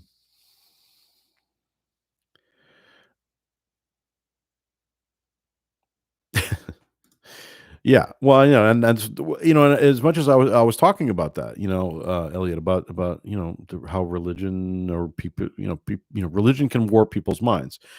Um, However, I don't care what people do on their day to day and who they do it with and who they pray to and what energy they think is this or that or the other. But it comes down to this point. That's fine, but don't allow your lack of vision going forward with your own life by remaining in your little status quo bubble of religious dogma. Don't let it get in the way of my fucking life because you can't move forward. What I had mentioned earlier, Elliot, was the fact that like just the idea that especially I was a lot of this was actually exploded from the thing about I don't know if you read it. It was a vaccination site at Dodger Stadium in L.A. had to be shut down because these anti-vax protesters were at the entrance gate getting in the fucking way. And it's just like, fucking hell, why the fuck do y'all care? Go about your fucking business. You're not saving my fucking soul, motherfucker. Go away. But what it comes down to is this. They put all their eggs in the Jesus basket, and guess what? Jesus didn't come. He ain't. It ain't happening. You probably would have shot him if he had come. And so then they had to put all their eggs in the Trump basket, right? And that's what they did. And look what happened there. He failed them as well.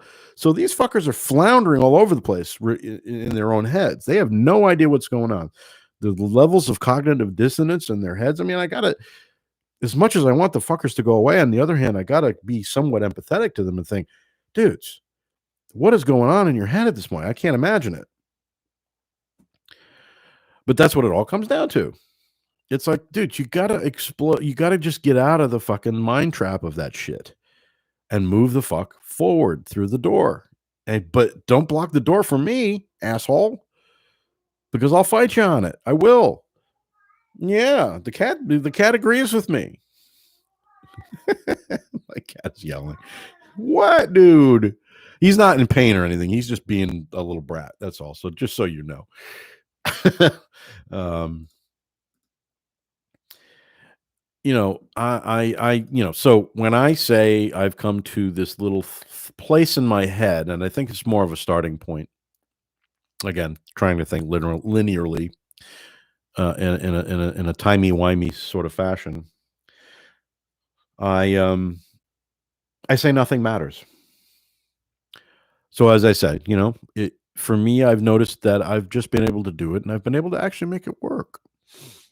Instead of like, knowing, whether I want to do a thing at work or not, whether the task I need to do or the thing that I've been asked to do is something I want to do, because it's probably not. But instead of getting flustered about it or I just go, nothing matters. It sounds fatalistic. It sounds like I've given up, but I haven't actually. It's quite the opposite. Believe me, I've been at that door that says time to give up many times, and that door's unlocked. I don't need a key for it. I can walk through it any fucking time I want to, and my hand has been on that doorknob many times in my life, in my 56 years. Um and oddly enough, and I hate to say, and I don't want this to sound callous in any way, shape, or form, but the fact that that option is there is actually a comfort, because it just is. Especially, God forbid, I get really sick, and there comes a point where it's just like, okay, this reality ain't so good anymore. I need to move the fuck forward. That door remains unlocked and available for me. You know, and again, that sounds, you know, horribly morbid potentially, but it's just that's the reality, right? Um,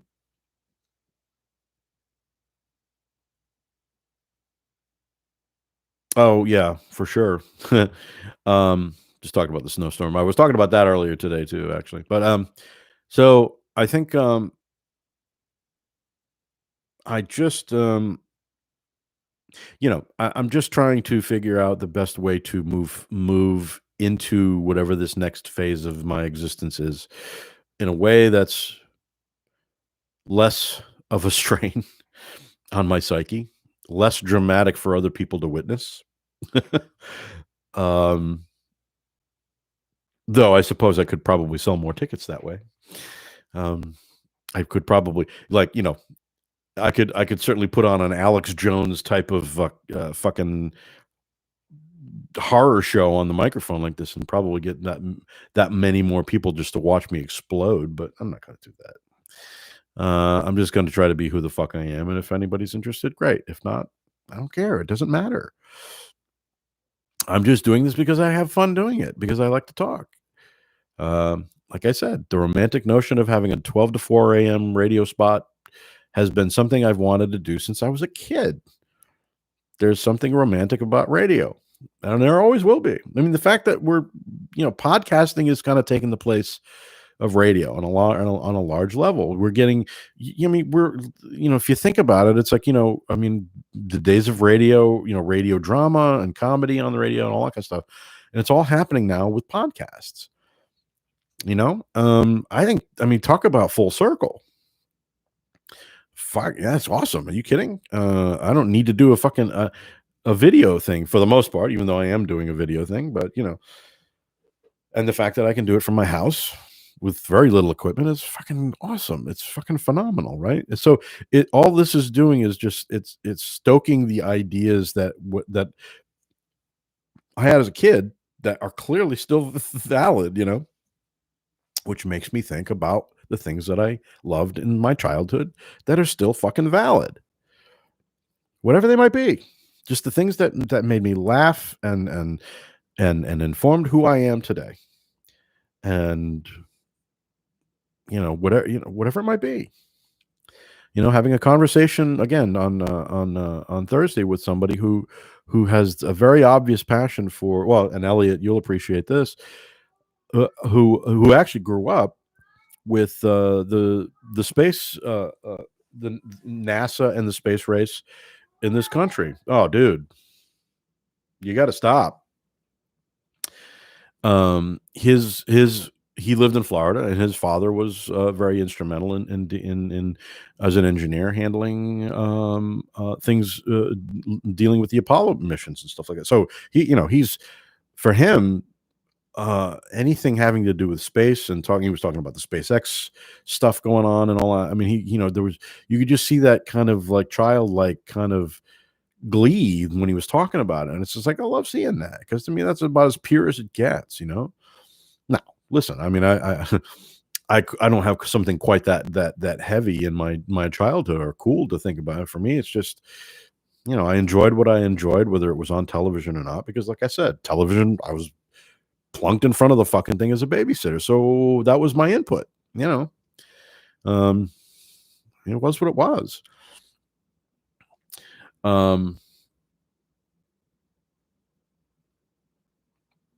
So I think what it comes down to, long story short, because it's what time is it now? It's about 9:15. I'll do like another 15 minutes. That'll give it about 2 hours, and then I'll go on with the rest of my evening. And I guess the point of me coughing into the microphone. No, the point of me just jibber jabbing on about this shit is just that because I need to. I feel like I need to formalize it, i.e., visualize it for myself. I need to remember that what I'm saying and what I'm thinking is valid enough on its own. And it's not horribly nuts. It doesn't hurt anybody else. It doesn't take anybody else into account, to be honest. At least not in the same way as these anti-vax protesters getting in the way of people getting the fucking shit that they need. That's just evil shit. And it's evil rooted in fucking their own fear-based ignorance. And and it's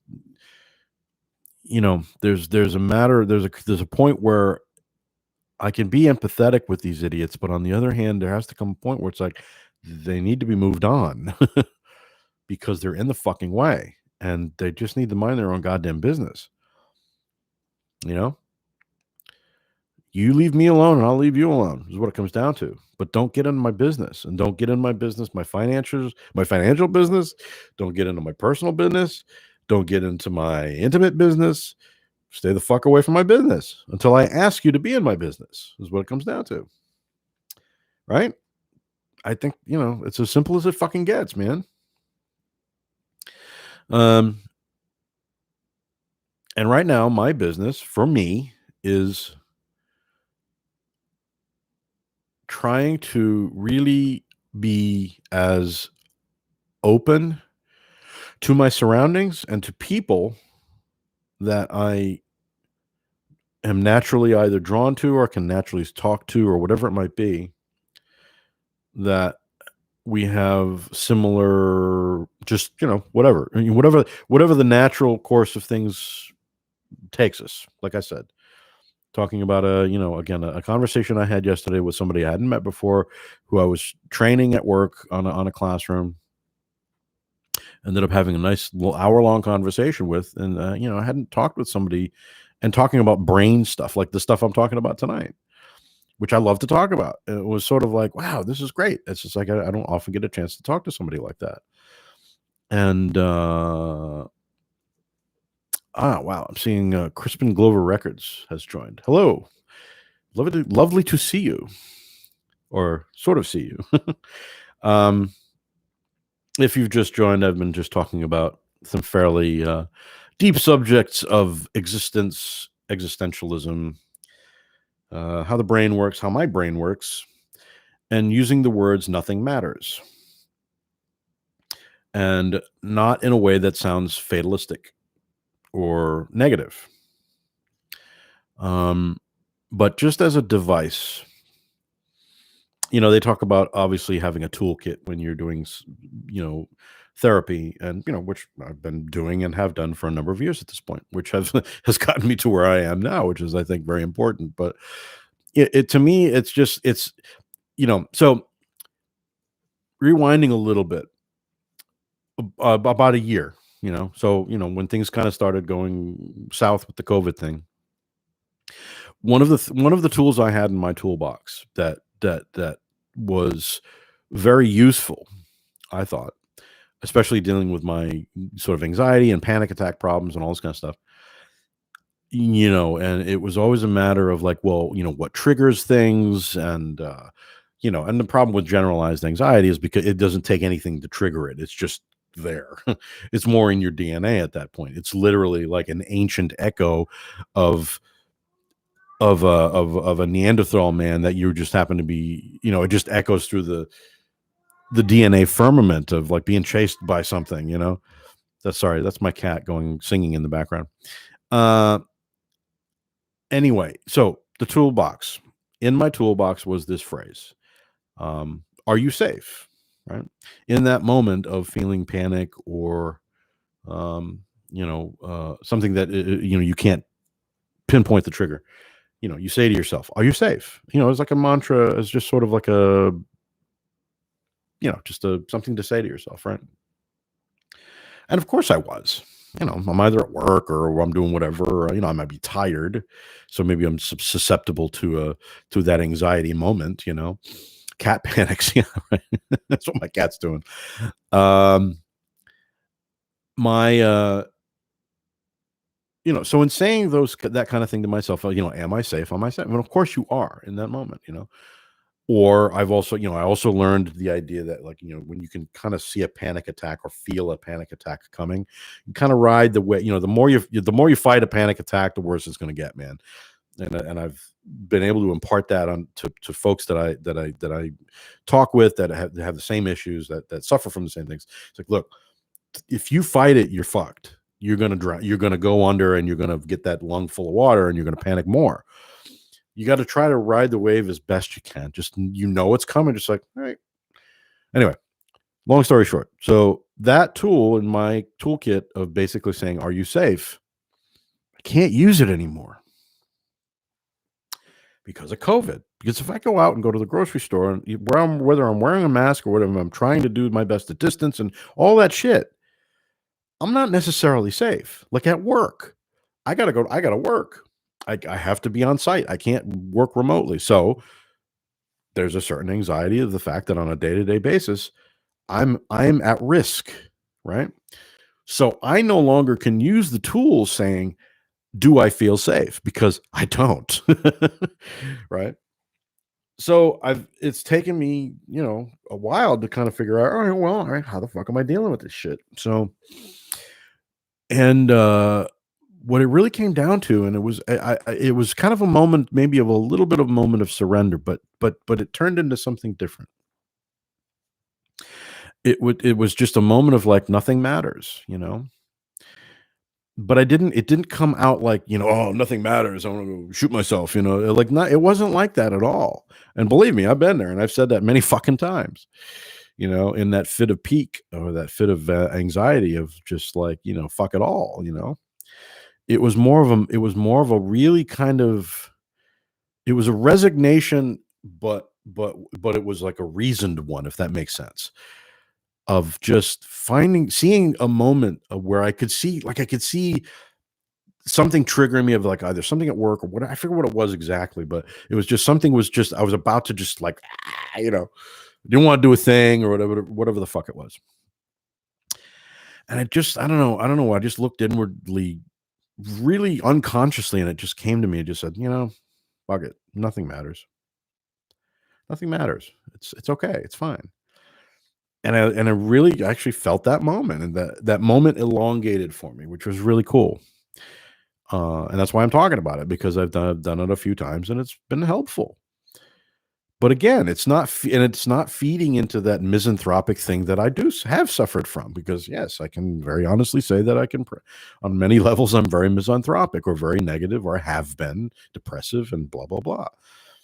It's not coming from that place. It really isn't. It's coming from more of a place of more of a zen kind of place of just like, look, dude, whatever's happening to you in that very moment of whatever reality this is and however you're perceiving it, it is what it is. But dude, it doesn't matter. the big scheme of shit, it ain't going to matter. In your life, it's not going to matter. And in 30 years' time, this one thing, this one moment that's pissing you off, or this one person or thing or whatever the fuck, it's not going to matter when you're 90 years old. It's just not going to matter, And yeah, the categories, right? He's just pissed that I'm not paying attention to him. That's what it comes down to. Oh, come on, dude, stop. So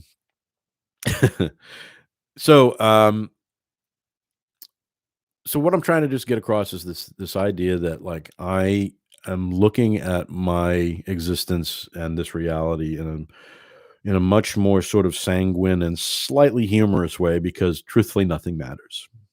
It really doesn't. And I'm not saying that people don't matter or that circumstances don't matter, because they do. Uh you know, I'm just saying that in a moment of time, how we perceive time, is it worth flying off the handle to the point of literally raising your blood pressure and punching a wall because you're that frustrated with that moment of reality? What's the point of that anymore? I mean, believe me, that was my go-to move, get pissy, punch a wall, and, the misshapen knuckles on my right hand are a testament to years and years of doing that shit. And it's just like, listen, man, I just turned 56. I kind of need a new thing. We're talking about status quo. Like, again, talking about the protesters at Dodger Stadium getting in the way of the anti-vaxxers. That's their status quo that they want to stay in. My status quo is the same. Wasn't any different just because my politics are different, or just because of that. I think that, keeping people alive is somehow a good thing. My politics, or the way I perceive reality, is one thing and very different from theirs. However, my personal status quo hasn't changed for 55 fucking years. Now, whose fault is that? That's my fault. Right? So, and I've been trying again to be changing those things. So if I'm really, really going to change my own status quo, then this is where we're at. That's why I'm doing this. That's why I'm on this microphone chatting to some folks online that I'm very happy to be chatting with, and or or it's a hairball. It might be my own hairball. I know, the cosmic hairball.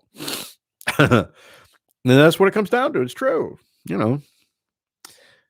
I'm trying to get rid of my cosmic hairball, man, because I am a cosmic hairball. I don't need to be one on the inside to be one on the outside. I don't know. I'm just making shit up now.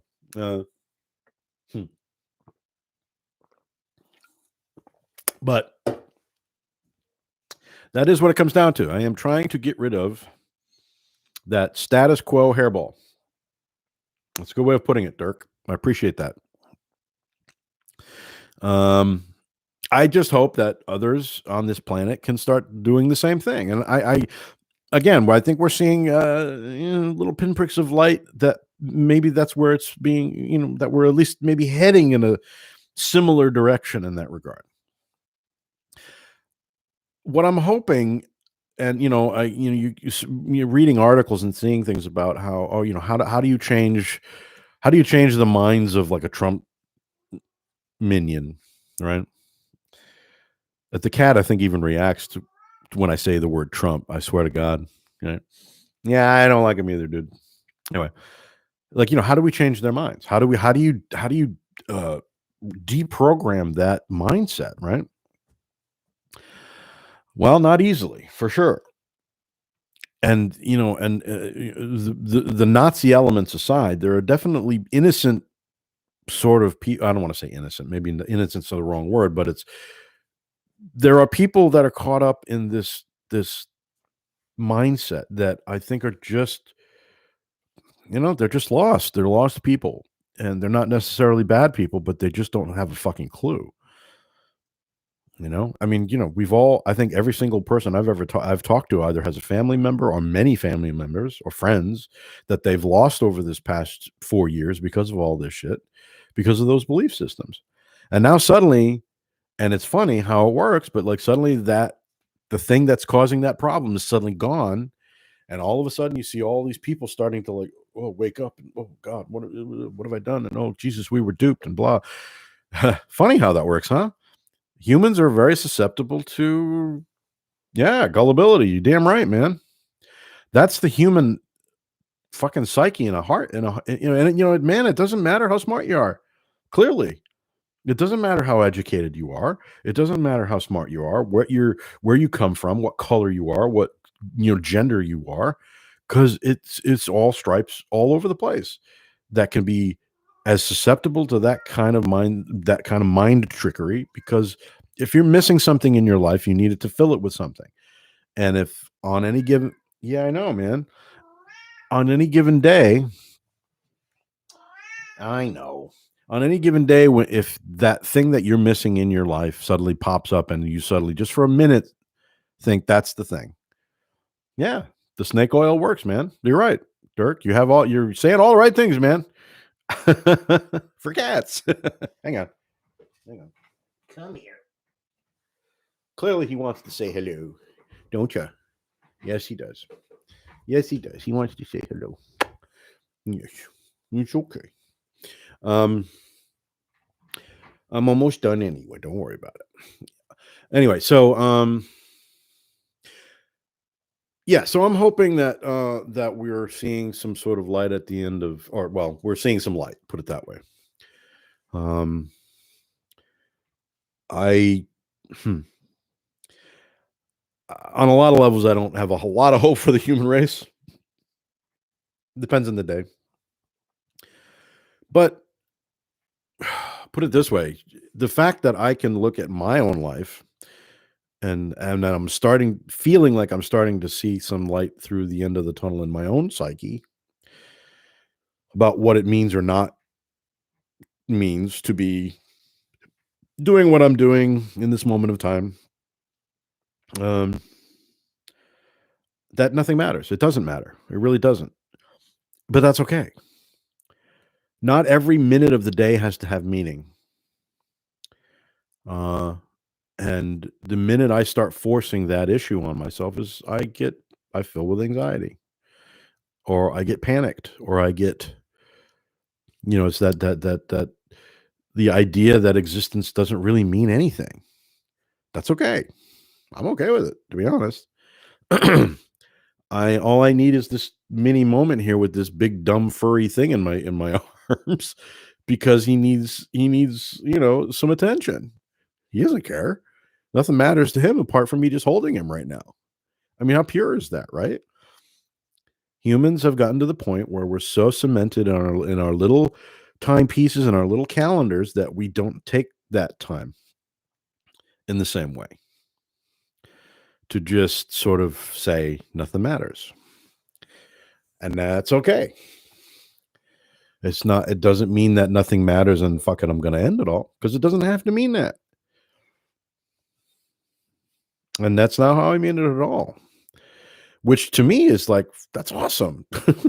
The fact that I can, believe me, and for those that haven't known me for 20 years or who don't know my sort of state of mind of things, I look at this as something like, wow, I can work with this. This is something I can potentially build on. Now, I say that, but I also say it in a way that like, look, I'm not going to attach too much to it, because the minute I start doing that, that's when I start overthinking. And this is just me talking about myself. I start hanging meaning on things, or I start hanging um, import on things that really don't matter or exist. Right? I want to just kind of start to really look at my moments and how uh, I am perceiving things, and whether I, want to start to catalog those things like I used to, and keep track of my day to day and how I'm perceiving things. Whether I'm feeling like we've shifted a timeline over, which I think is happening a lot, I want to start cataloging those things. I want to just do it naturally. I don't want to think about it. I don't want to overthink about it, specifically. Right?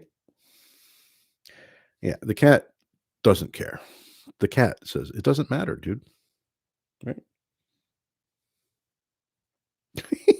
This look he's giving me, wow. Looks could kill. Too funny. Anyway, so it's about 9:30. Been up here a couple hours, just kind of chit chatting about existential stuff, about things that don't matter. Um, and uh,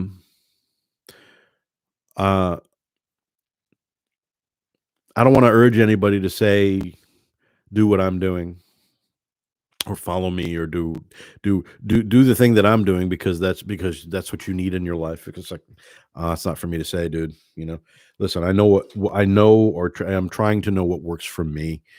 You know, me being sober is a thing I need to do.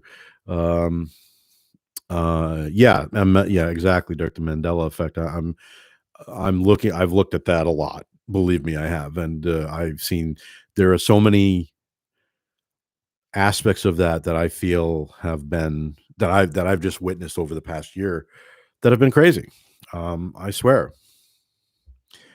Um, you know, certain celebrities that died that I swear had died before. You know, I mean, that was the whole Mandela thing.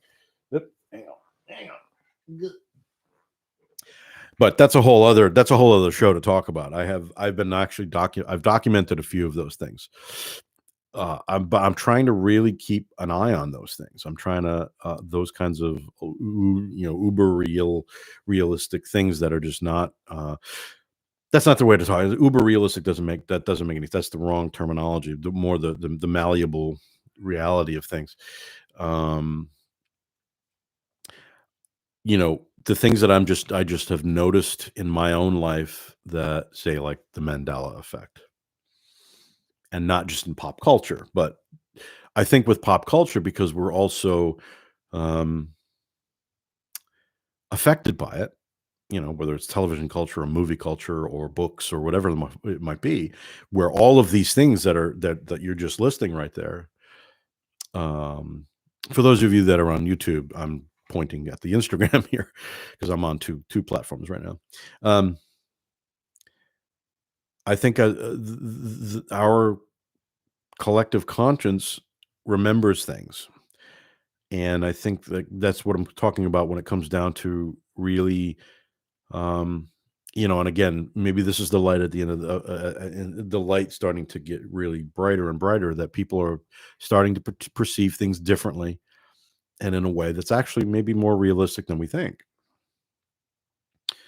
Um,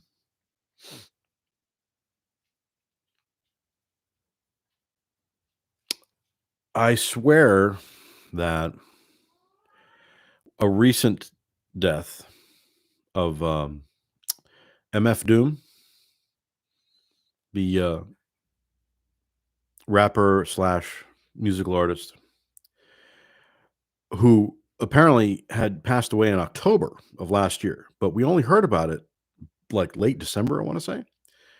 Dude, I have a memory of reading about this like a year earlier than this. I swear to God, right? So because it's one of those ones that plays in my head whenever I see an interview with him, or I see a representation of the mask he wore. That's like one of the more recent ones from me that I've noticed. There was another one a few years ago was Charles Manson. I swear to God, I saw the news report saying that he had died, and then sure enough, like about 4 or 5 months later, saw it again. It's like, dude, what the fuck? So here's the thing. I mean, yes, one can be freaked out by that, but to me, I become less freaked out by it the more I see it because the more I'm seeing it, the more I see things on a daily basis. Now, I was talking about this earlier when nobody was really on here, but this happened to me just a couple of days ago. Less, and again, I feel like this is less of a Mandela effect. It's something different. But it was Thursday morning. It was my birthday on Thursday. But I woke up in the morning and put on my clothes, go to work, all the shit. So I go into work trying to get into my laptop to start my day. Can't get into it. Can't get into it. Password's incorrect. It's like, what are you talking about? Password's incorrect. All right, is caps lock on, whatever. And trying to get the fucking thing to go. And I know that my password is what it is, man. Uh I hadn't changed it. So okay, so for shits and giggles, I tried my previous password that I had changed like months and months ago. Guess what worked? I mean, one could say, "Oh, well, the laptop did something funny." Well, okay, maybe doubtful, you know, but it wasn't just that day. Okay, and then I get home at the end of the very long day, very tired day. I get home, gonna put on my jammies and all that kind of shit. So I pull the t-shirt off that I put on in the morning. I swear to God, it's not the t-shirt I put on in the morning. I swear to God. I don't drink anymore, dude. I don't smoke. I don't do any of that shit. I don't. I'm telling you right now. So yeah, freaks you out a little bit, but that's what I'm saying is like I'm starting to see the realities of those things. What I thought for sure that I put on that morning was a completely black t-shirt with a very specific white embossed white screen printed tag on the neck, right? I get home and I pull the thing off and it's a t-shirt with it has the LA Film School and it's not the same t-shirt, man. So these are either things that are happening on a regular that we're just so distracted by our daily lives that we just don't see or bother to see or bother to think are real. I'm have put it upon myself to start to really be as open to the moment as I possibly can to see what's really happening, if it's possible. you know. So anyway, I could go on and on about this stuff, but I'm doing this every week. Usually on a Saturday night, I usually either a Friday or a Saturday night, depending on my work schedule at school. I might do these Friday nights again because I'll have time to get ready for them. But it might go back and forth Friday, Saturdays, depending. Um, but and the idea that this is I'm just going to sort of chat about shit that's that I'm thinking about, whatever things that are going on. Again, I need to get some kind of work on my technical stuff to be able to do some audio, push some audio, because I want to talk about some albums that are some of my favorite albums and things like that. Just talk about all kinds of different things, not just one thing. This chat is not meant to be nothing about politics specifically. It's not meant to be about anything specifically. It's just about me talking at you and hopefully talking back because I like the chat feature part of it. Obviously, that's sort of the point. I want people to be online with me to chat and to, you know. Oh, now Elliot's on Instagram. What's up, dude? Funny. So Elliot, I assume it's working on both sides, right? You saw it on YouTube and you saw it here. That's the new idea. I'm trying to do it in two platforms since Facebook's being a dick. Again, I'm in Facebook. By the way, I'm in Facebook jail again. If you hadn't noticed, so anybody that wished me a happy birthday up on Facebook, thank you so much. I really appreciate the birthday wishes on Thursday. Those always those are, one of the good things about Facebook is when your friends are able to that don't necessarily talk to on a daily basis, and then it's suddenly it's like, hey, yeah, I haven't heard from them in a while, so that I appreciate. So anyway, you all might get anybody who messaged me with a birthday thing might get some sort of a messenger message tomorrow. I'm going to try and work on that to say thanks for that. So, I